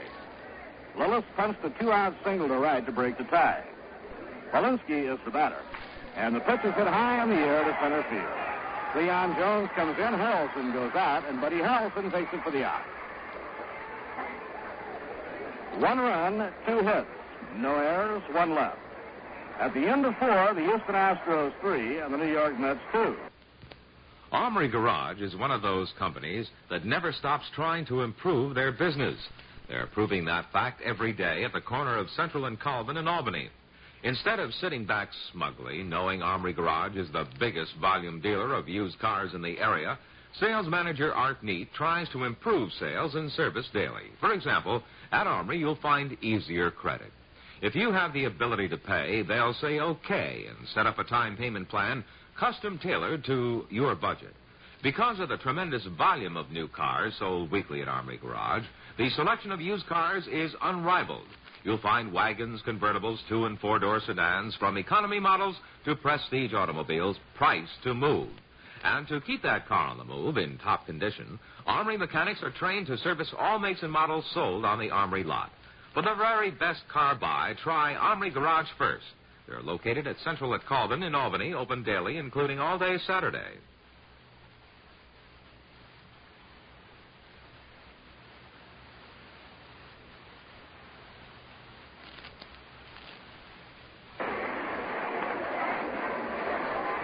Ron Taylor will lead off against Bo Belinsky as we go to the fifth inning. It will be Ron's second time at bat. Belinsky struck him out his first trip. Ron will be followed by Bud Harrelson and then Cleon Jones. The Mets are home Friday night at Shea playing the Giants. Friday night, Saturday night, Sunday afternoon. Juan Marichal back in action. Went all the way, pitching a 7-hitter his last time out. The Giants won this afternoon with 4 runs in the 8th inning on a grand slam by Jack Hyatt. So the Giants this coming weekend at Shea Stadium. And after the Giants leave town, the Atlanta Braves will be in for a Tuesday night game on the 8th and a Wednesday afternoon game on the 9th of August. Pittsburgh for a long weekend series. Outside the highest, ball 1. The Pirates will play Thursday night, August 10th, Friday night, August 11th, Saturday afternoon the 12th, and a big Sunday doubleheader on August 13th. And Belinsky's fastball gets the inside corner, a strike 1-1. The Pirates now being guided by Danny Murtaugh, who led them to the National League pennant. And a swing and a miss by Ron Taylor, 1 ball and 2 strikes. They go to the 8th inning at Cincinnati with the Atlanta Braves leading Cincinnati 5-1. Phil Necro pitching for Atlanta and Mel Queen for Cincinnati. 2-run homer in the game by Clete Boyer. Inside and low, it's 2-2. Later tonight, the Phillies and the Dodgers at Dodger Stadium, and those Dodgers are playing their best ball of the year right now. They've won 10 of their last 12 ball games. The 2-2 delivery is fouled off to the right, beyond the dugout, and into the field box area.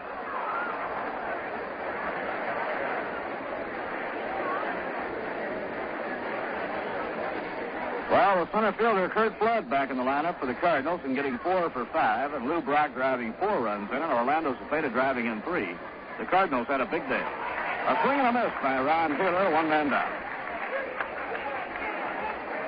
Cardinals beat the Cubs 9-2. They now lead by 4.5. Kansas City beat the Yankees 8-6 in the stadium, with Tony Pierce getting the win in relief. He came on in the 9th. Thad Tillotson was the loser. He came on in the 8th inning. Paul Lindblad, Steve Whitaker, and Charlie Smith had home runs.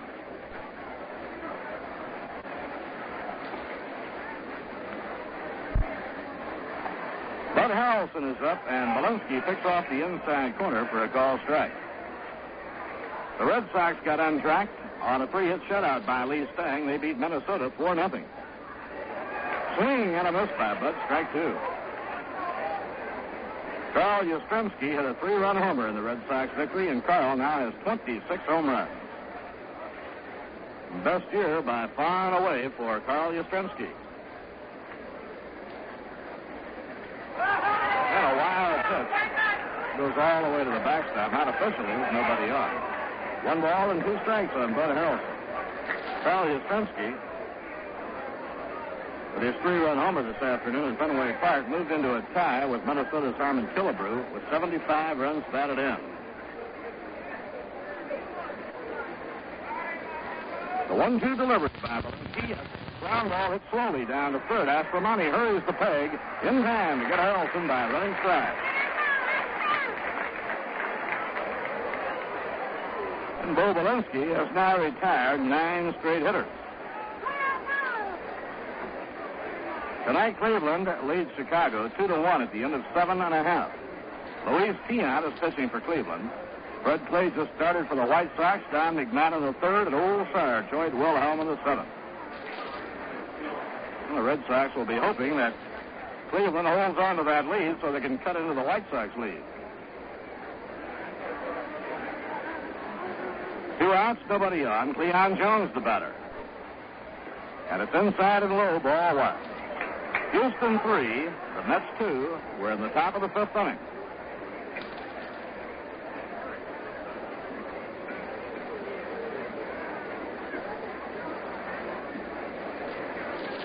If the Indians defeat the White Sox, the Red Sox would be 1 game out. Fastball outside and high, ball 2. It's 2-0.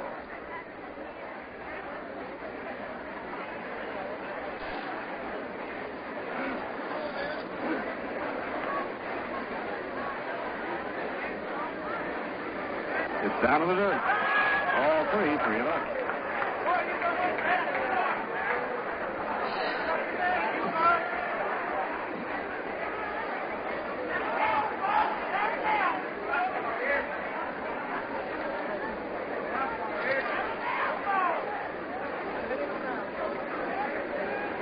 Now Burrow's 3-0 pitch. Right in there for a strike to Cleon. He was taking all the way, and the count is 3-1. Former catcher Wes Westrom keeping Greg Goosen alongside in the Mets dugout and talking with him as the Mets bat here in the top of the 5th inning. Grounder hit hard. A big hop for Bob Aspromonte. He strides, takes the Raider, and the Mets are down 1-2-3. And Belinsky has retired 10 straight. No runs, no hits, no errors, none left. We've come halfway. At the end of 4.5, the score, the Astros 3 and the Mets 2. The Big Tire. The Big Tire.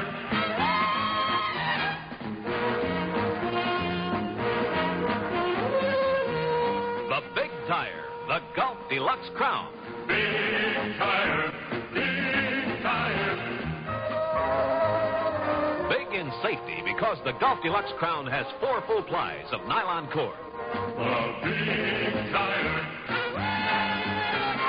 Big Tire. Big in mileage because of its extra thick, long-wearing tread. Big Tire. Big in value because the Gulf Deluxe Crown gives you so much mileage at so little cost. The Big Tire is at your Gulf dealers now. The tire center in your neighborhood where your driving takes a turn for the best.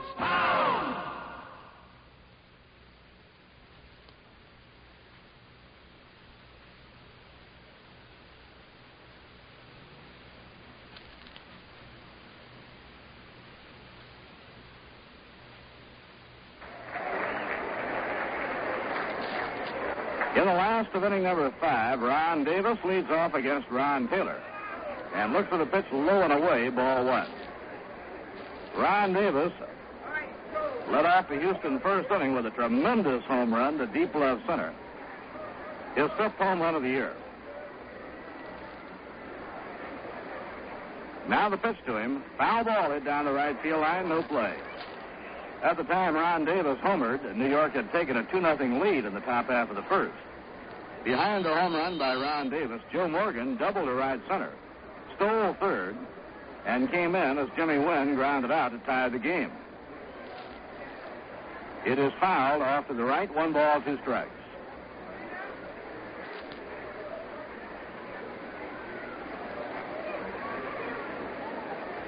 Ron Taylor has gone 14 straight innings. Ron Taylor, as we mentioned earlier, is normally used as a short man in the bullpen. The longest stretch he has worked this year has been 4 innings. The pitch taken outside, ball 1. He worked 4 innings way back on June 16th against Chicago.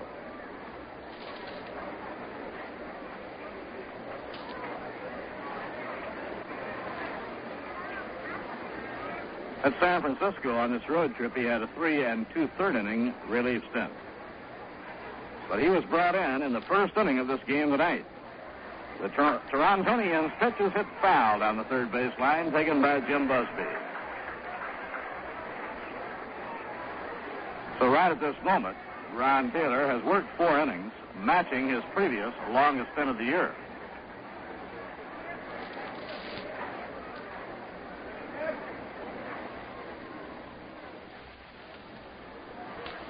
Now Ron's 2-2 delivery to Ron Davis. A fly ball hit in the air to left center field. Leon Jones walks the stride, taps the glove, and makes the catch for the out.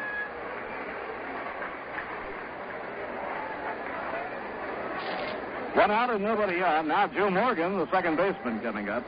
He doubled to right center, stole third, and came in as Wynn grounded out with a tying run in the second inning. Morgan is hitting .295. His second time up, facing Ron Taylor, he hit the ball hard and lined out to Tommy Davis.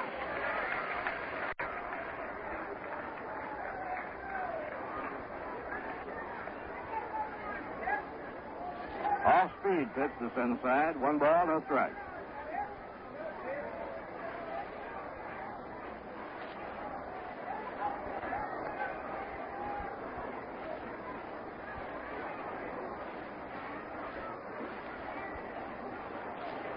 Here's the pitch on the way. Fastball over the inside corner. 1 ball, 1 strike. Night game tomorrow night, a night game Wednesday night here in the Astrodome, then back to Shea at the Giants on Friday night. Don Cardwell against Dave Justy tomorrow night, and in a wrap-up game on Wednesday night, Bob Hemley and Mike Cuellar. Lined hard in the air to right. Kubota galloping in. He'll have to play it on the hop. It's a base hit. Morgan around first will hold there.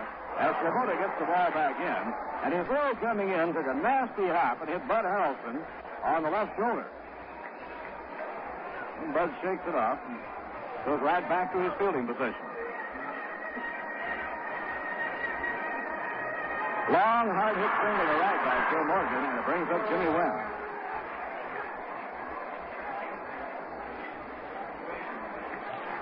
Total of 5 hits off Ron Taylor since he replaced starting pitcher Dennis Bennett.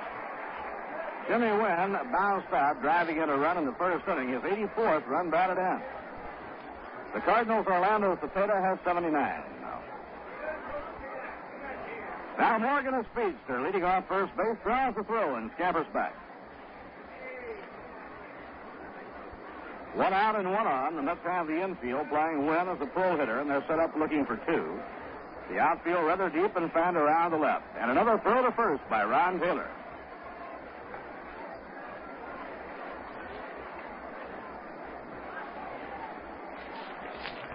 Greg Goosen working behind the plate.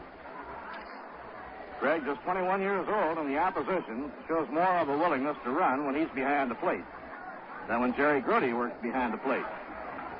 Fouled off.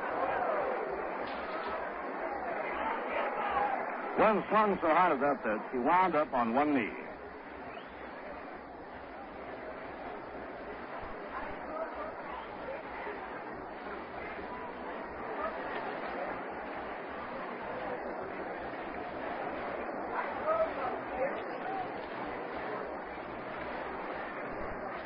Eddie Craneville holding against Joe Morgan, the runner on first. Now Ron Taylor again fires over to first base. Ron convinced the Astros might have a play on, and he's really working on Joe Morgan. Wynn, right-hand batter, bends slightly from the waist. An overly closed batting stance. And a fly ball hit deep to center, but it's playable for Leon Jones. He's under it, and he makes the catch. 2 men away. Morgan holding at first. It brings up Rusty Staub. And the freckle-faced redhead from New Orleans has been a real blockbuster in baseball this year. He demonstrated last year that he was ready to take his place among the top hitters in the National League.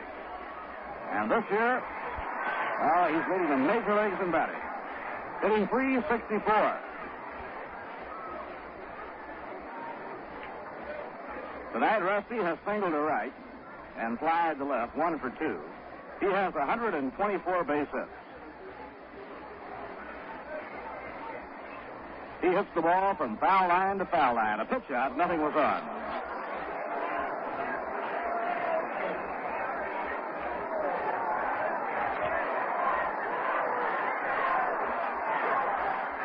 Murphy has power, but he's not one of the big long ball hitters.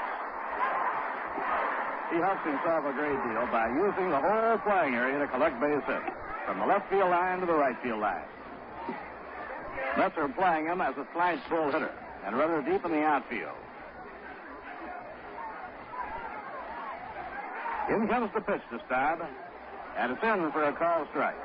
1 ball and 1 strike. Veteran arbiter Shag Crawford working behind the plate. Chris Pellicudis, Doug Harvey, and John Kibler on the bases.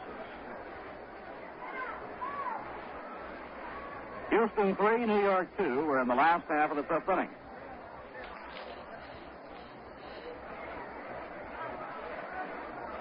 The Astros have out-hit the Mets 8-1. They lead by 1 run.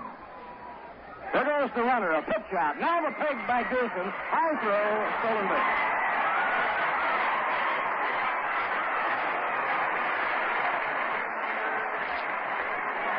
Joe Morgan, 2 for 2 tonight. He stole third base in the 1st inning.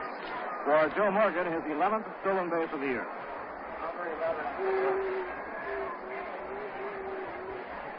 Now first base is open as a result of the stolen base, and let's see how they elect to do it with Rusty Staub. Now they're going to put him on. Right-hander Ron Taylor is the pitcher, so Staub will be intentionally walked. And they'll pitch to Bob Astromonte. The electronic message board out in center field says chicken.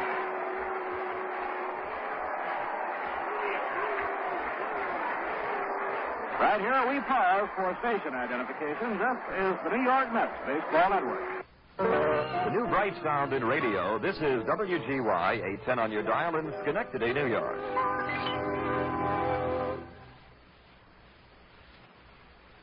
Bob Murphy with Ralph Kiner and Lindsey Nelson. We're at the Astrodome in Houston.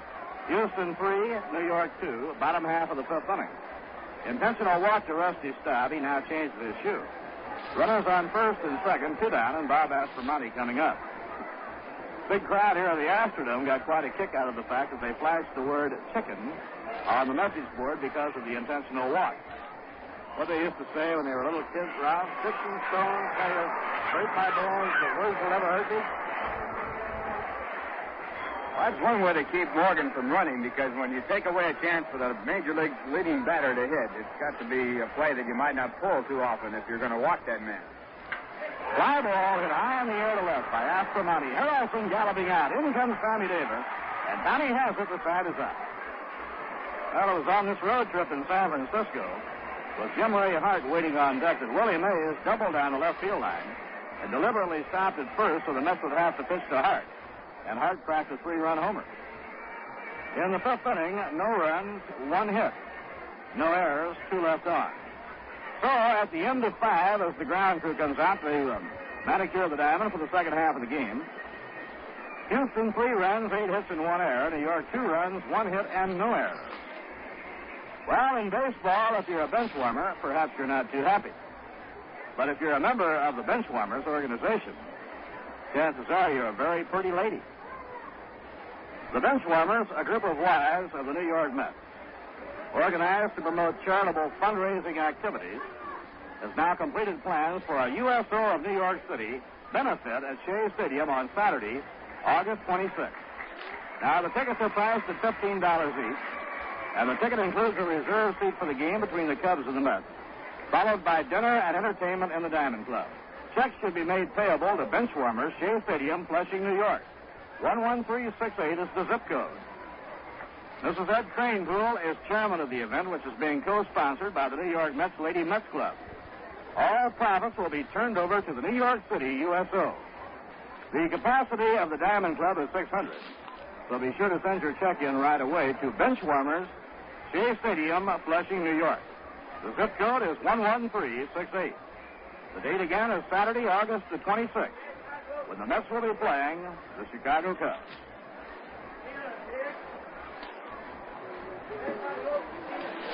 Mets trail by a run as they come up in the 6th inning, and to follow the action for you, here's Ralph Kiner. Okay, Bob Murphy, and hi, everyone. Tommy Davis will be the leadoff batter for the Mets. Mets have had 2 runs on 1 base hit. The base hit was by Tommy Davis in the first. It drove in the run. Mets got their other run in that same inning on a wild pitch. Since then, they have had one base runner. That was Bud Harrelson, who walked in the second. Bo Belinsky pitching for the Houston Astros. Astros have had 3 runs and 8 base hits off starting pitcher Dennis Bennett and relief pitcher Ron Taylor. Davis with his base hit, batting at .309. And the first pitch is hit down the base. A one hopper for the second baseman Joe Morgan. The throw to first is in time for the out. So Belinsky picks up another one.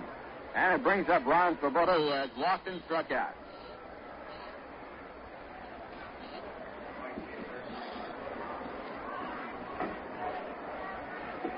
Belinsky has retired 11 batters in a row. And the left-hander starts off with Rod and picks up a strike over the inside corner right about knee-high.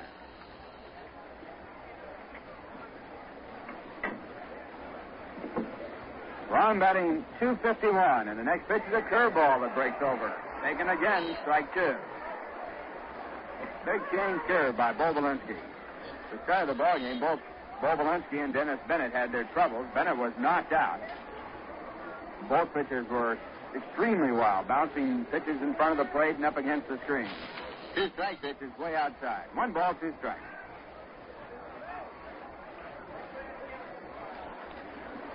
Ron in the series has had 1 hit and 6 times out. This is a 5-game series, and that's playing the 3rd game here tonight. They lost the first 2 in a doubleheader yesterday, 6-5 and 9-1.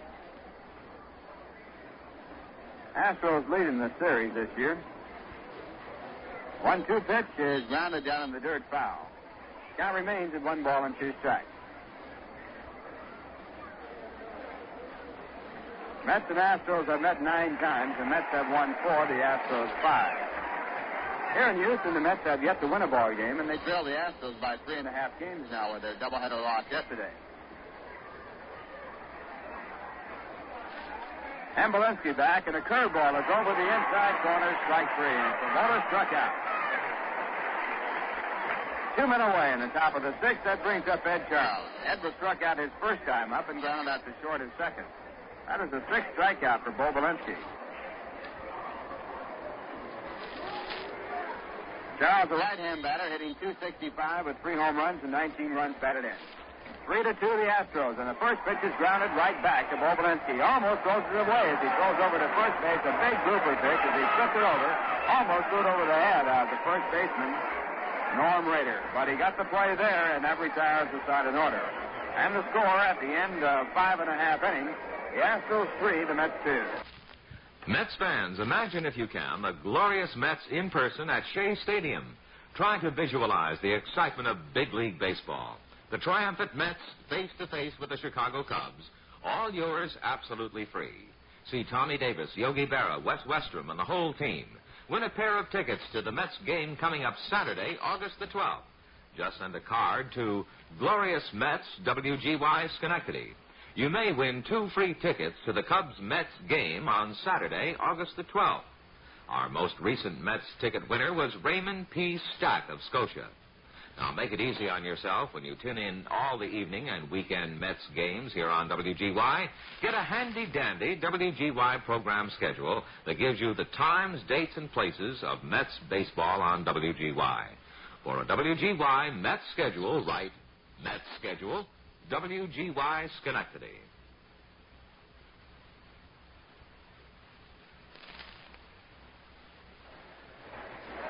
Going to the bottom half of the 6th, the Astros batting. They lead 3-2. On the mound for the Mets is Ron Taylor, and the first batter he'll be pitching to will be Doug Rader, the first baseman.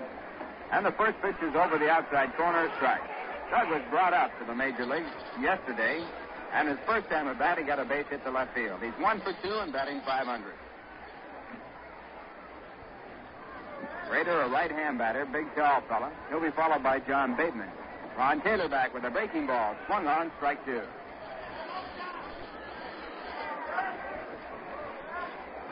Astros 3 runs, 8 hits. And that's 2 runs and 1 hit. Both sides got 2 runs in the first. The Astros took the lead with a run in the bottom half of the 4th.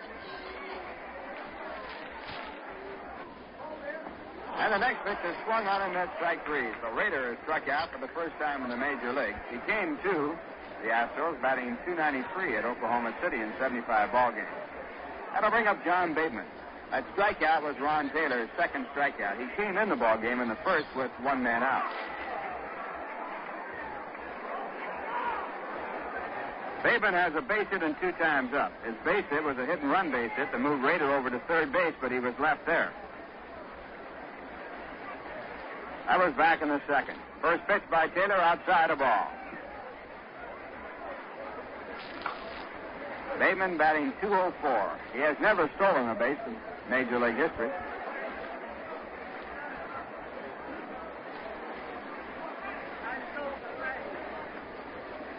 The 1-0 pitch is swung on, a vicious swing and a miss. Strike 1. 1 ball, 1 strike. I guess that statement must sound a little bit out of context because we weren't talking about stolen bases. But every time I look at John Bateman, I just sort of say he ain't going to steal any bases. The other day, though, he tried to beat out a bunt. He didn't make it. Fortunately for him, he missed the ball. Now the 1-1 pitch over. A good fastball. 1 ball, 2 strikes. The thing about John Bateman, Rob, not only is he slow, but he also has a fractured foot. A broken fibula. Watch that. 1-2 with 1 man out. We're in the bottom half of the 6th. The Mets are trailing by 1. Got to give him a lot of credit for playing with a broken bone in his foot. Pitch is outside. It's ball 2. 2 balls and 2 strikes. Both he and Bob Gibson had the same injury.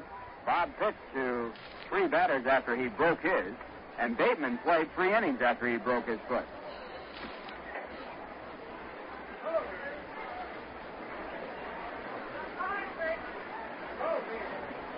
Two balls, 2 strikes.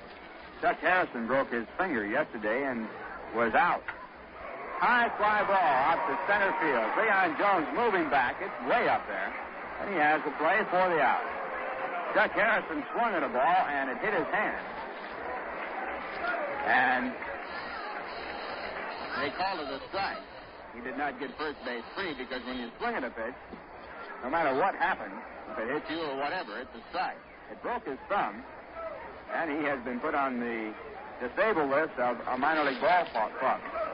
Ralph, I think that particular play is probably as deceiving to the fans in the ballpark as any play that you can have, because the batter actually can hit right between the eyes of the baseball and not get to go to first base if he swung at the pitch. That's right.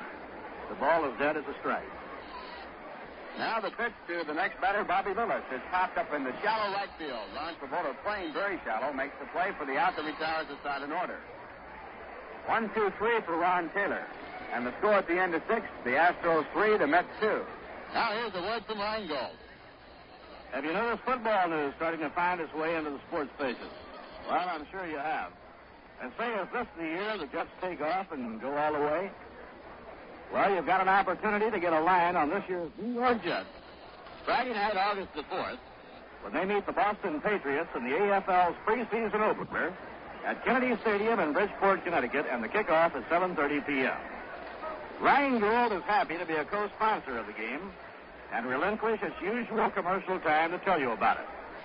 The game is being played for the benefit of the Rehabilitation Center of Eastern Fairfield County. And the proceeds will do much toward broadening the fine work the center has been doing for so many years. There are still good seats left, priced at $3, $5, and $10.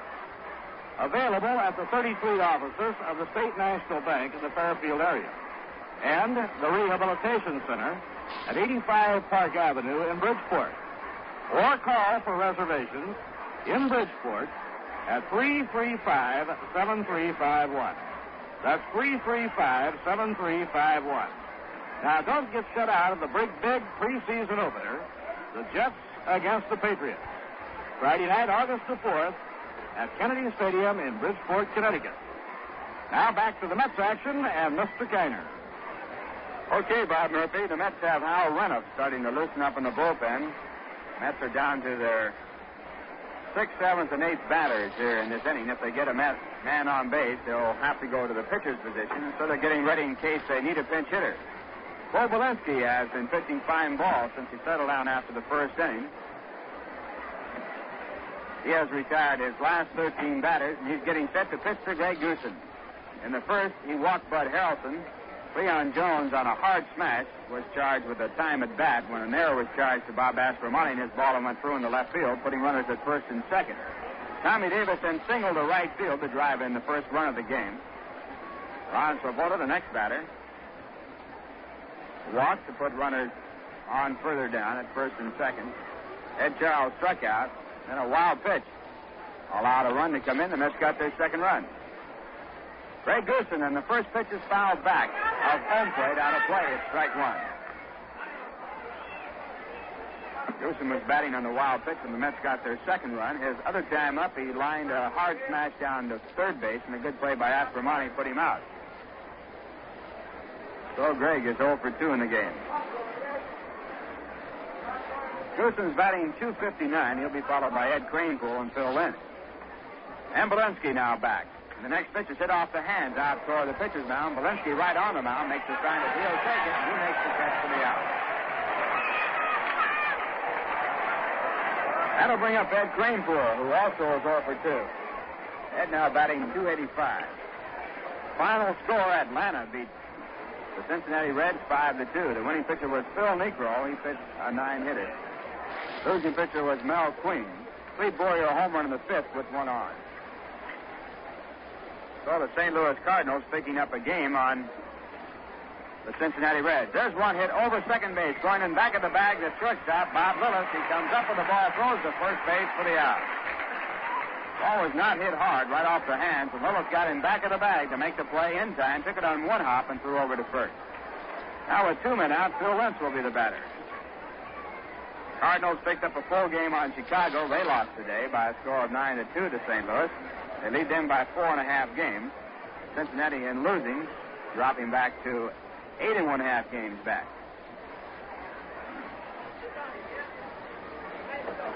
Now the first pitch to Phil Lynch. It is call the ball.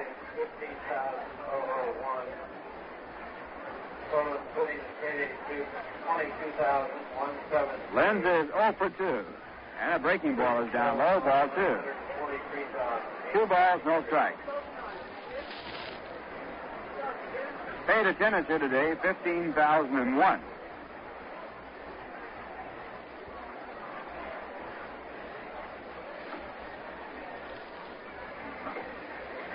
And the next pitch is over. So the count now 2 balls, 1 strike. Astros have drawn 943,873 for their overall season. A swing and a changeup, strike 2, and Phil Lynch pulls completely. A good pitch by Bo Belinsky. 2 balls, 2 strikes.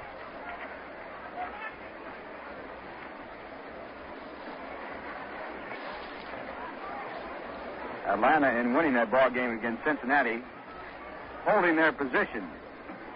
Now a called strike 3. And Belinsky gets his 7th strikeout. His 1-2-3 inning.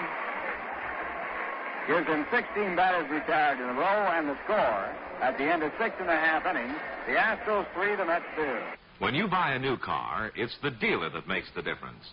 That's why it's time for you to head for Armory Garage, Central at Colvin in Albany, where there's a Plymouth or Chrysler to fit every pocketbook. You know that you can buy the same car from any Plymouth dealer, and you'll get the same warranty. The difference lies in the deals. Armory Garage is the area's volume Plymouth dealer.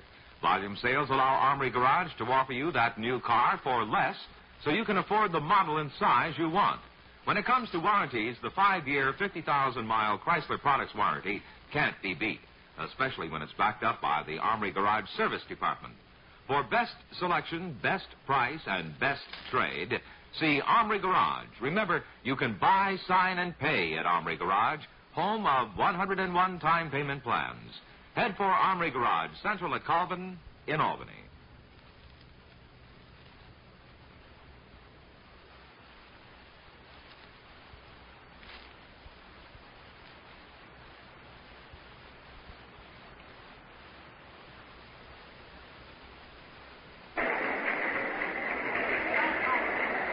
Going now to the bottom half of the 7th, Hal Renniff, who was warming up, has now completed his warm-ups and is sitting down. Mets did not get 4 men up in the inning, so they didn't have to go to a pinch hitter. And Ron Taylor now goes out to pitch here in the bottom half of the 7th. Ron came in the game in the first inning with 1 man out. He has given up 4 base hits, allowed 1 run. His first man will be Bo Walensky. Bo is 0 for 2. Bo is a left-hand batter. He's been at bat 27 times with 3 hits. And he fouls the first pitch, strike 1, ball down in the dirt. It'll be Bo Walensky, Ron Davis, and Joe Morgan. Morgan had a leadoff home run in the first for the Astros' first run. It was his 5th this year. Then Joe Morgan doubled, stole second base, his 10th stolen base of the year, and his first of 2 in this game, and scored when Jim Wynn grounded out to short. That tied up the ball game at 2-2. Next pitch to Walensky is down low. 1 ball, 1 strike. The Astros got their lead in the 4th inning on a double by Bob Aspromani down the right field line. After Doug Rader had popped to first base, John Bateman grounded down to second base, and Aspromani went over to third, where he scored on the single in the shallow right field by Bobby Lillis. Now a foul ball coming straight back.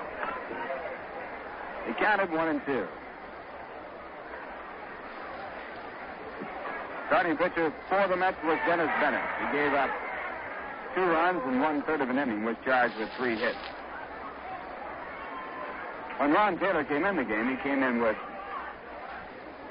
a runner at first base and got Bob Aspromani to hit into a double play. So he has worked 5 2/3 innings. And the next pitch is inside. It's ball 2. 2 balls, 2 strikes. That is the longest he has gone this year.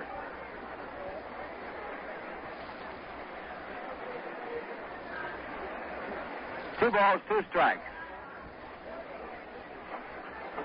Walensky with a close stance, swinging the bat back and forth. And the pitch by Taylor.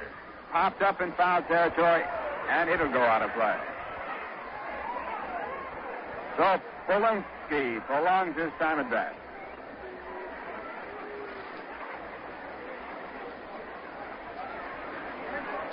Bo is one of Bo's famous quotes.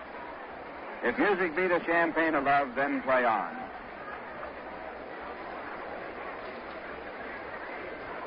A fellow by the name of Shakespeare might have written that first.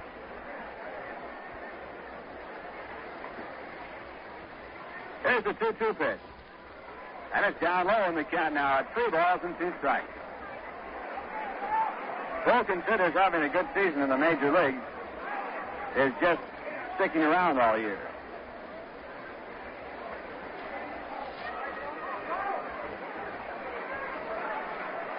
New ball put in play by Shag Crawford, and he gets a hand for firing the ball back to the pitcher's mound. Chris Pellicutis, the umpire at first base, Doug Harvey at second, and John Kibler at third. 3-2.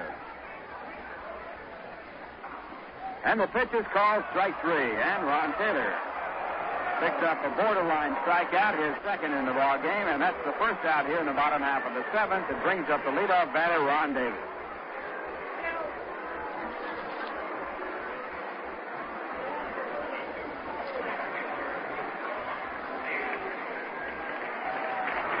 Ron with a base hit and 3 times up. His base hit was his 5th home run.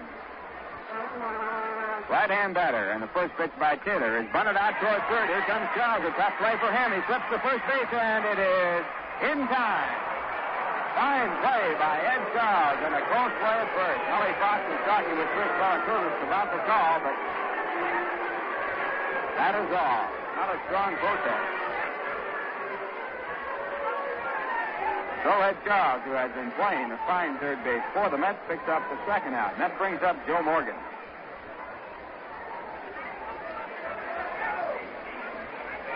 Joe's had a good night. 2 for 3 with 2 stolen bases, a run scored. Morgan now with an average of 297. Left-hand batter with great speed. 3-2 the Astros. 2 men out, bottom half of the 7th, and Ron Taylor with the pitch. It's down low and inside, and Morgan has to skip rope. We'll have all the scores for you right after the end of this half inning. Not a whole lot of action going, but more than you think on a Monday night. 1-0 pitch over the inside corner. 1 ball, 1 strike. Monday used to be off day for baseball years ago. Doubleheaders on Sunday with Monday off, but it doesn't figure that way anymore.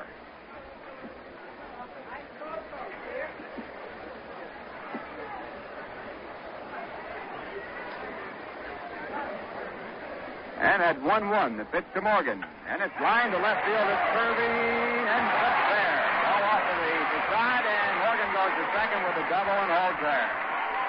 Ball staying fair by a matter of about 3 or 4 or 5 inches. Morgan now 3 for 4. That is his second double in the ball game. He now has 20. And the Astros, with 2 men out, have a runner in scoring position with their big man coming up, Jim Wynn.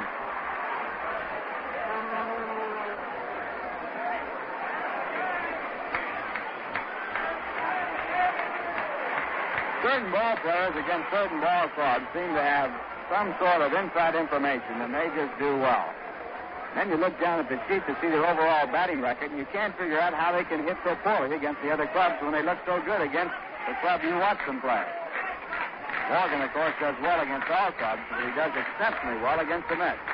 Jim Wynn, the batter, and action in the bullpen for the Mets, and the first pitch is outside the ball. Don Shaw is starting to warm up, a left-hander, along with Hal Rennick. Hal up for the second time. Astros now have 9 hits in the ball game and 6 off Ron Taylor. This is a big point for the Mets in this game. They can get this man out without a run scoring. They're still close enough to get back in. They trail by 1. 2 men away, bottom half of the 7th. Now Taylor, who appears to be tiring, sets up, and the pitch to the plate. Swung on and missed a good slider, and the count now 1 ball and 1 strike. Ron has been taking a lot more time between pitches. In fact, he has been leaning over with his hands and his knees off of the pitching rubber before taking the sign. This is the furthest he has gone. Came in the ball game in the first with 1 man out. Now the right-hander sets up again. A check at second, the 1-1 pitch. It is up high, and it's ball 2. 2 balls, 1 strike.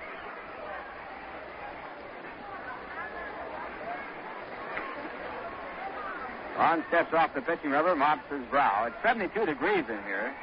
Temperature always at 72. The day outside, it was 95 degrees with 70% humidity. Now Taylor looks in for the sign. 2 balls, 1 strike. A check at second, Morgan there. And the pitch to the plate. And the ball is swung on a miss. Again, a good slider down around the knees over the outer part of the plate. So the count 2-2 with 2 men out here in the bottom half of the 7th. On deck batter, Rusty Staub, the Major League's leading batter. Jim Wynn leads the Major Leagues in runs batted in the National League in home runs. He has 27 home runs and 84 runs batted in. Picked one up today.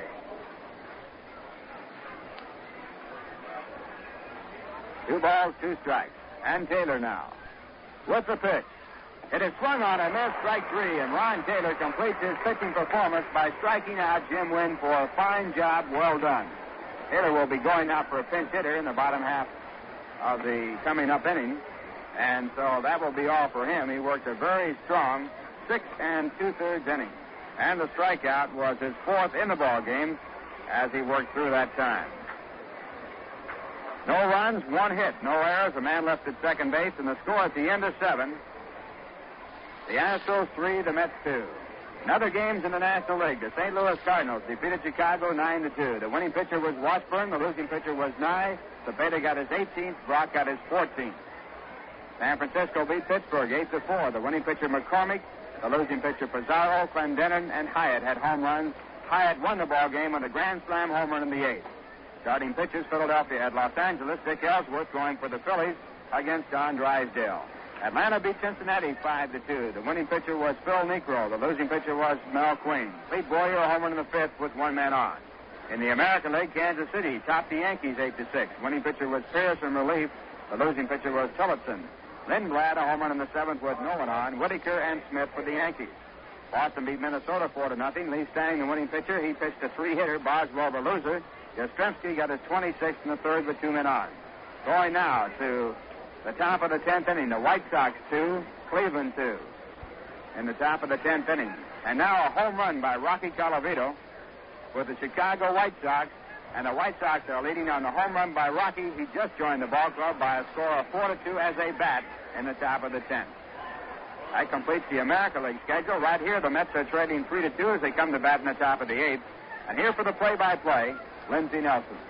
Thank you very much, Ralph Conner, and hello again, everybody. Bob Johnson is coming up to bat now for Ron Taylor. Johnson has a season's batting average of .348. As a pinch hitter, he is 8 for 21. And as we go to the 8th, there is now double barrel action in the bullpen for the Houston Astros.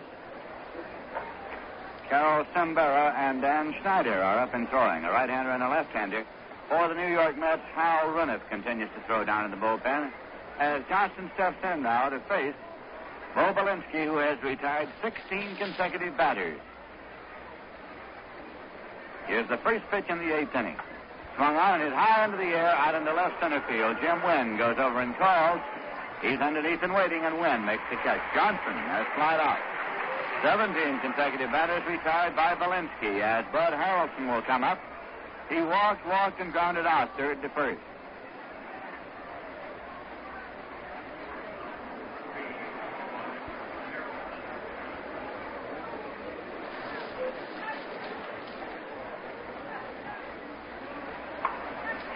Now pitch to 10 for a called strike. Leon Jones has moved out on deck. Houston leading the Mets by a score of 3-2. Belinsky takes the sign. And here's the pitch. It's inside low for a ball.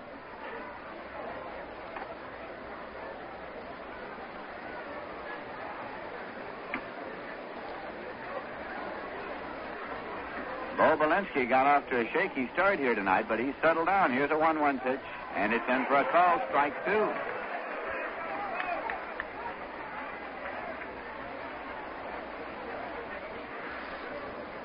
Belinsky's last Major League complete game was June 29th, 1965. A 7-1 win for the Phillies over the San Francisco Giants. Here's a pitch high. So it goes 2-2 now to Harrelson. The Mets scored 2 runs in the top of the first and left 2 runners on board.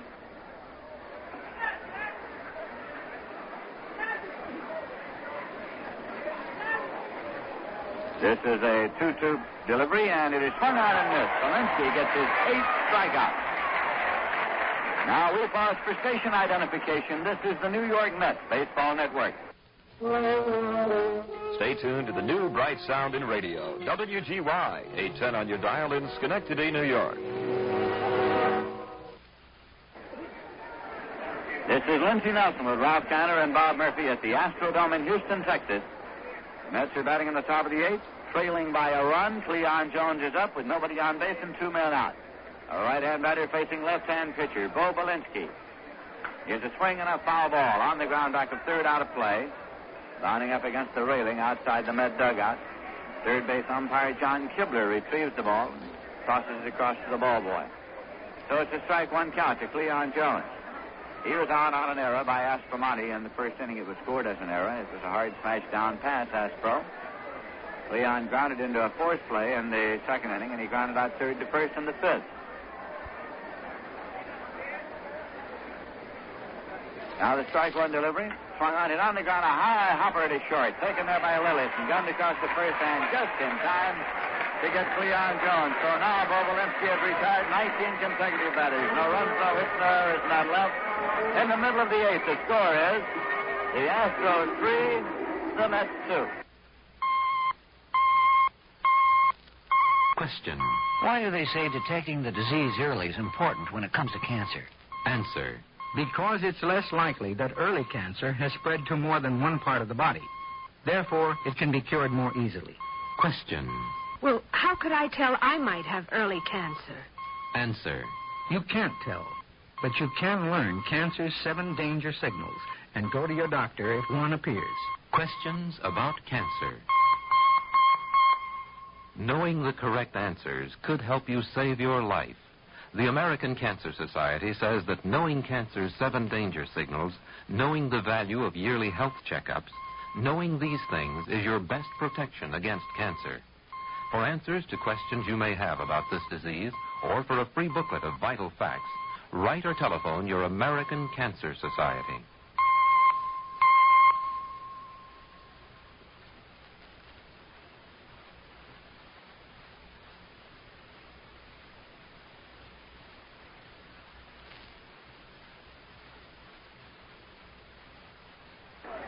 Follow the football action in Kennedy Stadium, Bridgeport, Friday night, August 4th.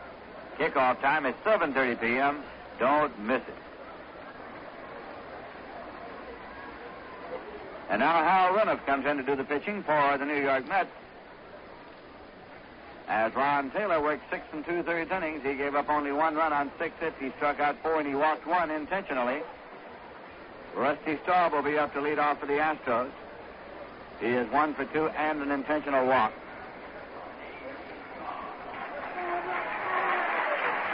Hal Reniff is making his 15th appearance of the season. He has a record of 3 wins and 1 loss. He worked yesterday for an inning in the first game, allowed no runs, no hits, struck out 1 and walked none. Right-hander Reniff to the left-hand batter Staub. It's low, bounce off the glove of Goosen and on back to the screen. It's ball 1.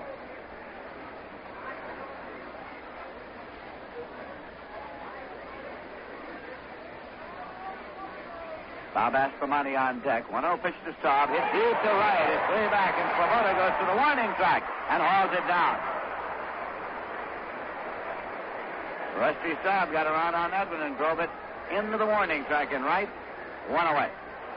When you pull the tab on the Rheingold Chug-a-Mug, the top comes off with a hit that sounds like the good Rheingold flavor inside.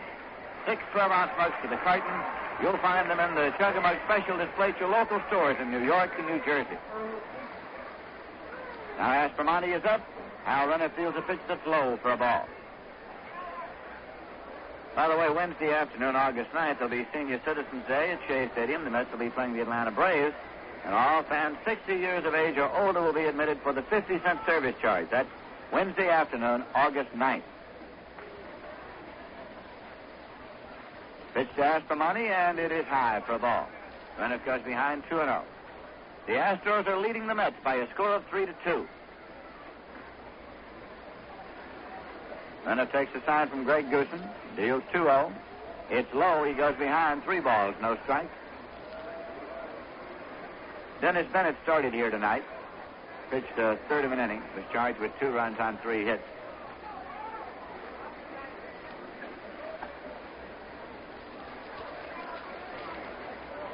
Larry Sherry is up and throwing now in the Houston bullpen.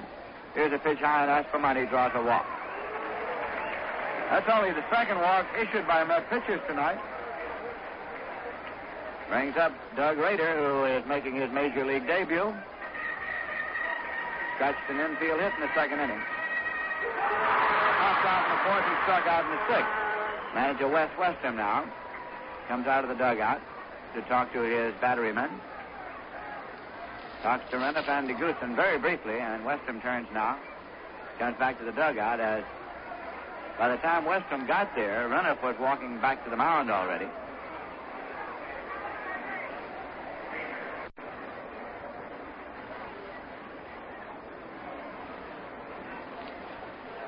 John Bateman is on deck.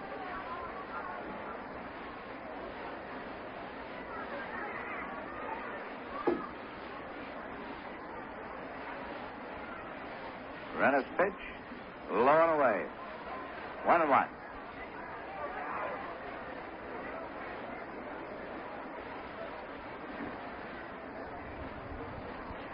The bullpen areas here are located just at the far end of the dugout. And the pitcher warming up is not facing the plate. He has his back to the plate. Here's a 1-1 pitch. Swung on it on the ground to third. Taken by Charles. He goes to left. That's 1. The relay to first. He stays at first. Rader beats the relay.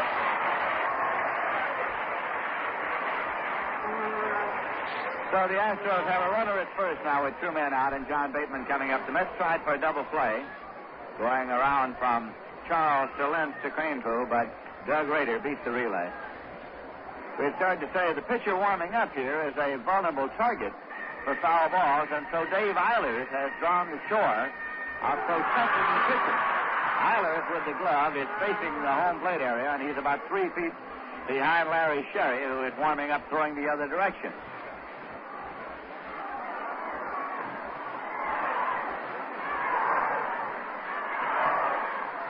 pitch to Bateman. Swung on and foul back off the screen. It's strike one. I would guess that the assignment to go out there and protect the pitcher warming up is not one that carries a great deal of prestige with it.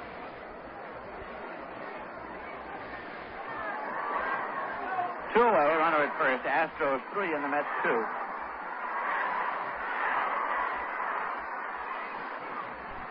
Swinging a foul ball to the right side. Not a play. 2 strikes. If you're not keeping score and you want to look ahead to the top of the ninth, the Mets are scheduled to send up Tommy Davis, Ron Swoboda, and Ed Charles.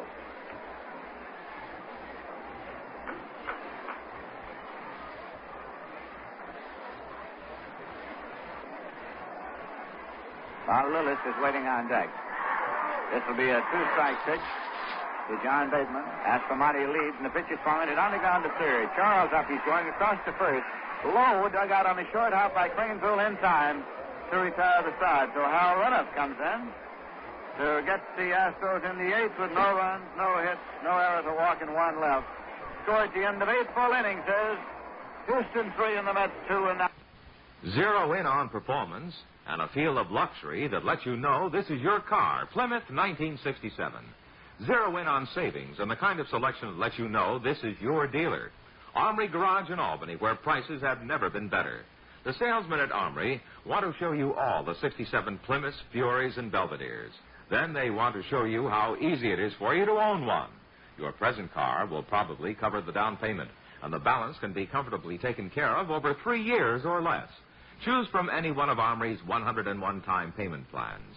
Armory has carloads of new cars in stock ready for your inspection and immediate delivery. So swing into a new Plymouth, Fury, or Belvedere and make your choice now while the selection is high. Hurry, though, to Armory Garage, Central at Colvin and Albany, your Chrysler, Plymouth, and Valiant volume headquarters.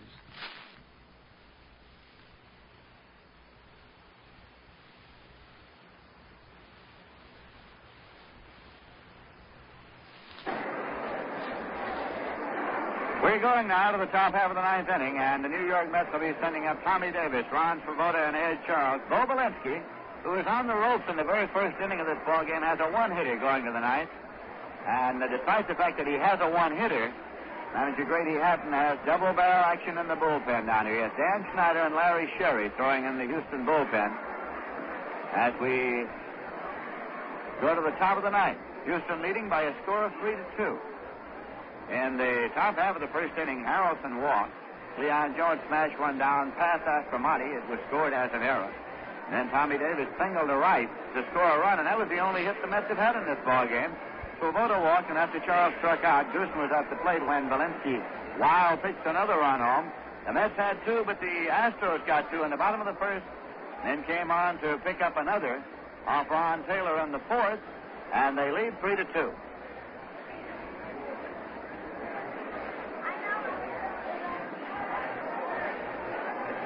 So now Tommy Davis steps in as Belinsky is facing the outfield, getting settled down before turning to work to the Met left fielder, who tonight is 1 for 3. Now Belinsky's pitch. Swung out and it's flat out into left center field, and it's going to drop in for a base hit. One hop by Wynn. A leadoff single here in the 9th inning. The second hit for the Mets off Belinsky, and Tommy Davis has them both. He is on at first, representing tying run with nobody out in the 9th inning.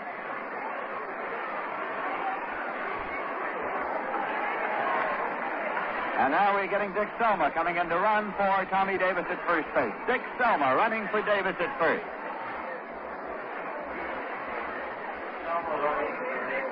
Swoboda walked, struck out so far. Hitting .250 for the season, right-hand batter.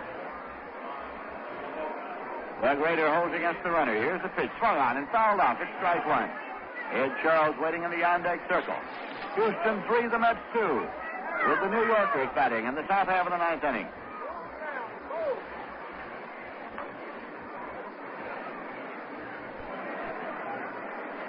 Bo Belinsky trying to turn in a complete game victory here. Here is a pitch low and away.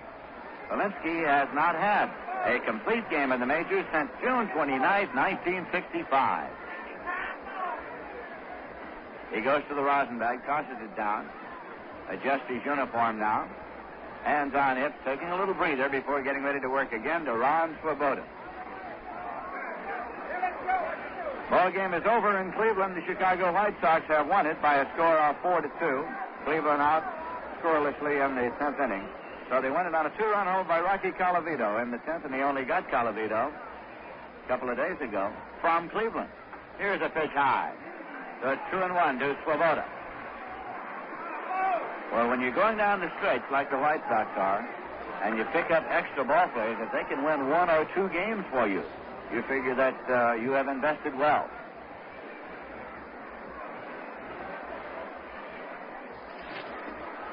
Right here, the Mets have the tying run at first. Selma leads, and here's the pitch. Swung on and pops up foul down the right field line.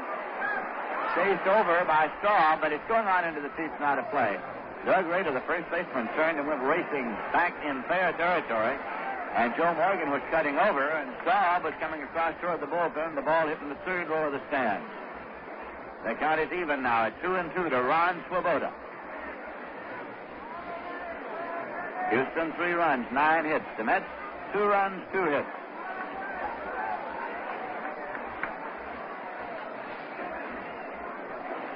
Now, Bo Valensky is up and set. He checks the runner at first. And here's a 2-2 pitch high and away. So the count runs out full at 3-2 to Ron Swoboda. Ed Charles kneeling in the on-deck circle. Valensky again turns his back to the plate, goes to the rosin bag, flips it down.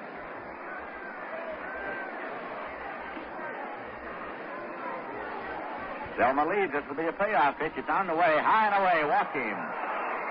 That is the 4th walk in this game by Bo Valensky. Here's the Mets runners at first and second, and brings Houston manager Grady Hatton out of the dugout. Ed Charles will be the batter. He's got a right-hand pitcher, Larry Sherry, down there, and a left-hander, Dan Snyder. The Mets have the tying run at second base and the go-ahead run at first base with nobody out here in the top half of the 9th inning. Charles will be the batter, and he's to be followed by Greg Goosen in the Met batting order. Grady Hatton is talking now to his batterman, and the sign goes to the bullpen, I think, for Sherry. Larry Sherry turns and starts walking in. So, Bo Valensky does not get a complete game, no matter what. Meanwhile, Met third base coach, Salty Parker, has been in the dugout talking to manager Wes Westerman. He comes out to talk to Ed Charles. A little direct communication here so that there can't be any mix-up on signs. And a hand for Valensky.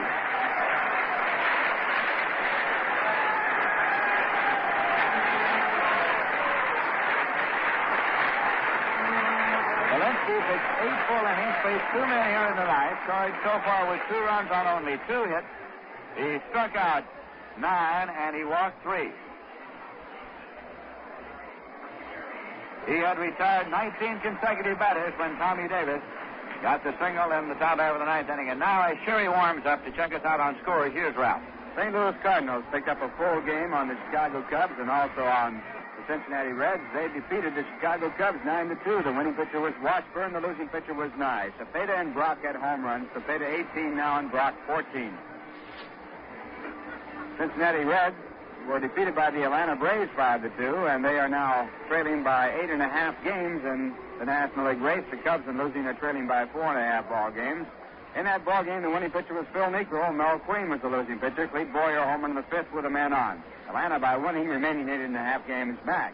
Philadelphia playing against the Dodgers at the end of 1/2 inning. Philadelphia won. The Dodgers coming up. Dick Ellsworth pitching for the Phillies. Don Drysdale going for the Dodgers. And San Francisco beat Pittsburgh 8-4, and the winning pitcher McCormick, the losing pitcher was Pizarro. All right, Ralph. Stepping in now is Ed Charles. The Mets have runners first and second. Nobody out, so the Astros have to protect against the sacrifice likelihood. Larry Sherry steps off the rubber. Yesterday, Sherry got a save in the first game of the doubleheader for Wade Blasingame, the 6-5 game. He worked 2 1/3 innings, gave up 1 run on 4 hits. He's a right-hand pitcher. And here is the pitch. It is bunted out and missed for strike 1. The Astros were playing it defensively with first baseman Doug Rader charging. Third baseman Ascomani going to the bag. Sherry covering on the third base side. And shortstop Lillis going to the bag at second. Salty Parker, cross time, comes down now to have a word again with Ed Charles. He bunted on the pitch and he missed it. It's strike one. The Astros are leading 3-2. Now the pitch, and Charles again butts and fouls it up the third base line. A count goes to 2 strikes. Greg Goosen is waiting on deck. So twice, Charles has tried to bunt, missed once and fouled it once. So now he is in the hole with a 2-strike count.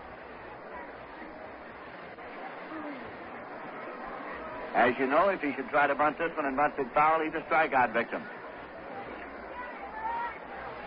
Tying run at second. Go ahead, run at first. Nobody out in the ninth.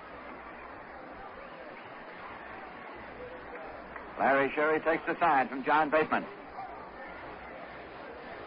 Charles nothing for 3 in tonight's game. Here's a pitch, and it's low. 1-2.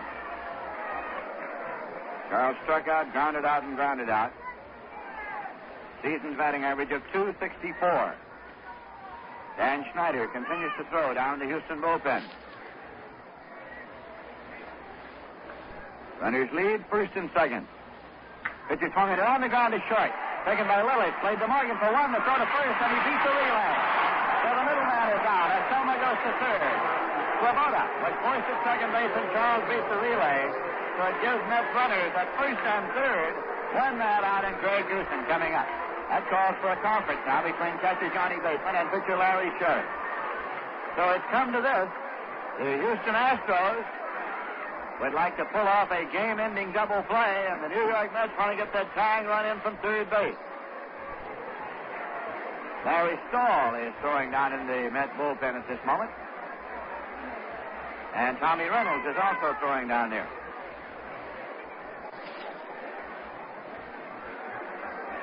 Grady Hatton comes out of the dugout. He wants to know what this conference is about between Bateman and Sherry, and Morgan is joining him also. Greg Goosen is the batter. He has struck out, grounded out, and popped out so far. Season's batting average of .250. Goosen is a right-hand batter. Hatton is still out there. Now he comes back to the dugout. They just want to know how they're going to work on Greg Goosen here. Charles is the runner at first. Selma is the runner at third. Selma is checking now with Salty Parker, the third base coach, to see what he does on various situations. Greg Goosen now is coming back to the dugout. And Larry Stahl has come into the dugout.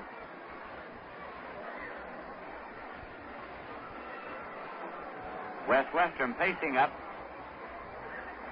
Goosen takes off the helmet.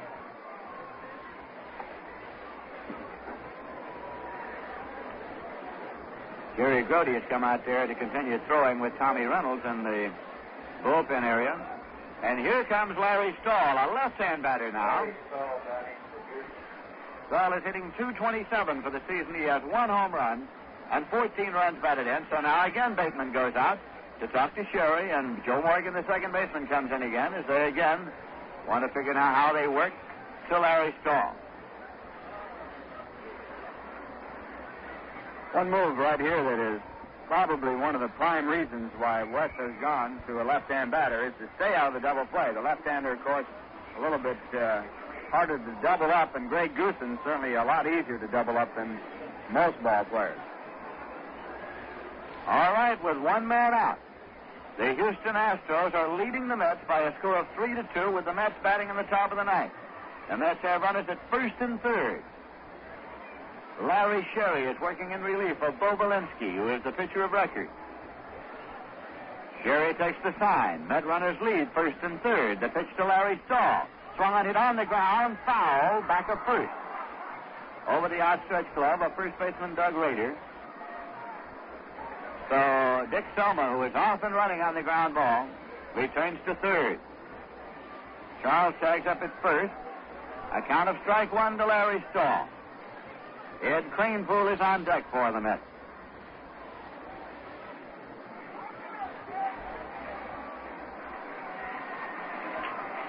Now again, Sherry sets up and deals.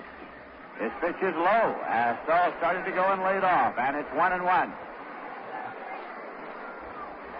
The Mets got 2 runs here tonight in the top half of the first inning. And the Astros matched them with 2 in the bottom of the first. And then the Astros got 1 in the bottom of the fourth, and that's all the scoring we've had in this ball game. Here's a pitch to Stahl, swung on and missed. 1-2. Dave Eiler starts to throw now down in the Houston bullpen along with Dan Schneider. The count to Stahl has gone to 1 ball and 2 strikes. Larry Sherry leans forward, takes the sign. Here's the pitch. Low. And the count evens at 2-2. Stahl steps back now. Mops his brow with the sleeve of his uniform. Settles himself carefully back in, pounds the plate. On the mound, Larry Sherry. On the rubber, bends forward to take a sign from John Bateman. Met runners lead first and third. The pitch swung on and fouled off. He's still alive. It's 2-2.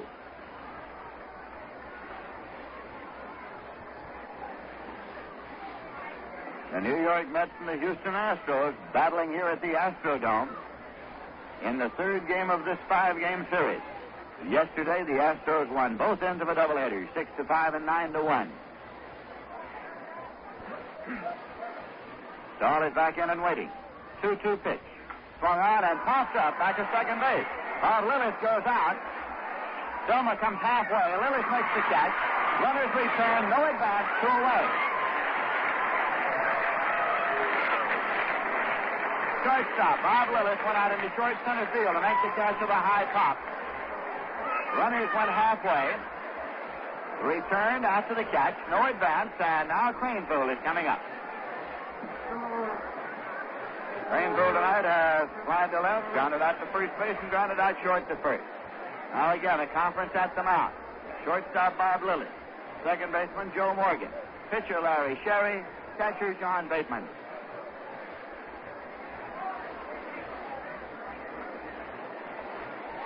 The pitcher of record for Houston at this point is Belinsky, and the pitcher of record at this point for the Mets is Ron Taylor.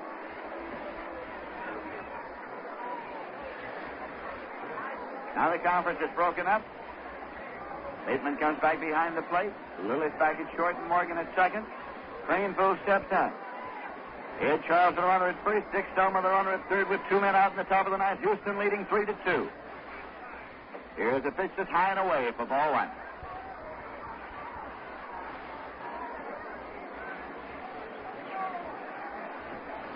Larry Sherry on the rubber now. Looks in again for the sign. He's up and set. Here's the pitch. Swung on, hit on the ground, foul. Back to first and into the dugout of the Houston Astros. So the count goes 1-1 now to Ed Craneville. Phil Lentz is waiting on deck. Third baseman Bob Aspromonte comes over to have a word with Sherry. The Astros play Craneville just about straight away. He asks that the ball be examined. It's tossed in. Shag Crawford looks at it and leaves it in play. The count to Craneville is 1-1. Now, Sherry on the rubber takes the sign. Med runners lead first and third, a 1-1 pitch. Swung on and foul back off the screen, out of play. So now the count goes to 1 ball and 2 strikes.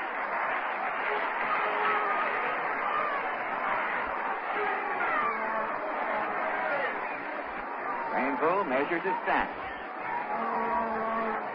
Sherry takes the sign. Met runners lead first and third. The 1-2 pitch, and it's low.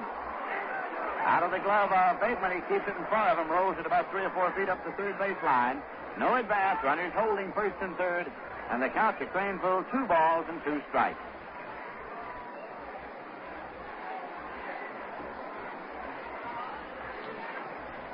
Charles at first, Selma at third. Sherry has the sign. Off the stretch, the 2-2 pitch. Swung on and hits, and the ball game is over. Larry Sherry gets the save as he strikes out at Craneville to end the ball game as the Houston Astros win it by a score of 3-2 as the inning ends and the ball game ends with the Mets having the tying run at third base. So in the top of the ninth, the Mets failed to score. They had a hit and a walk, no errors, and left 2. We'll be back in a moment with the final summary and totals. Right now, the final score of the game is Houston 3, the Mets 2. And now, here's a word from Rheingold. Look, you can't pull the wool over their eyes. You can't public around here. You can't put one over on these guys. They'll toss you right out on your ear. In this town, either you have it or you don't. Either you're a pro or you won't get very far. Hey! There are 302 beers trying to make it in New York, from all over. But only one beer has made it to the top. The rich, dry lager, Rheingold. In this town, either you have it or you don't. In this town, either you have it or you don't. Either you're a pro or you won't get very far. Either you have it or you don't. Rheingold.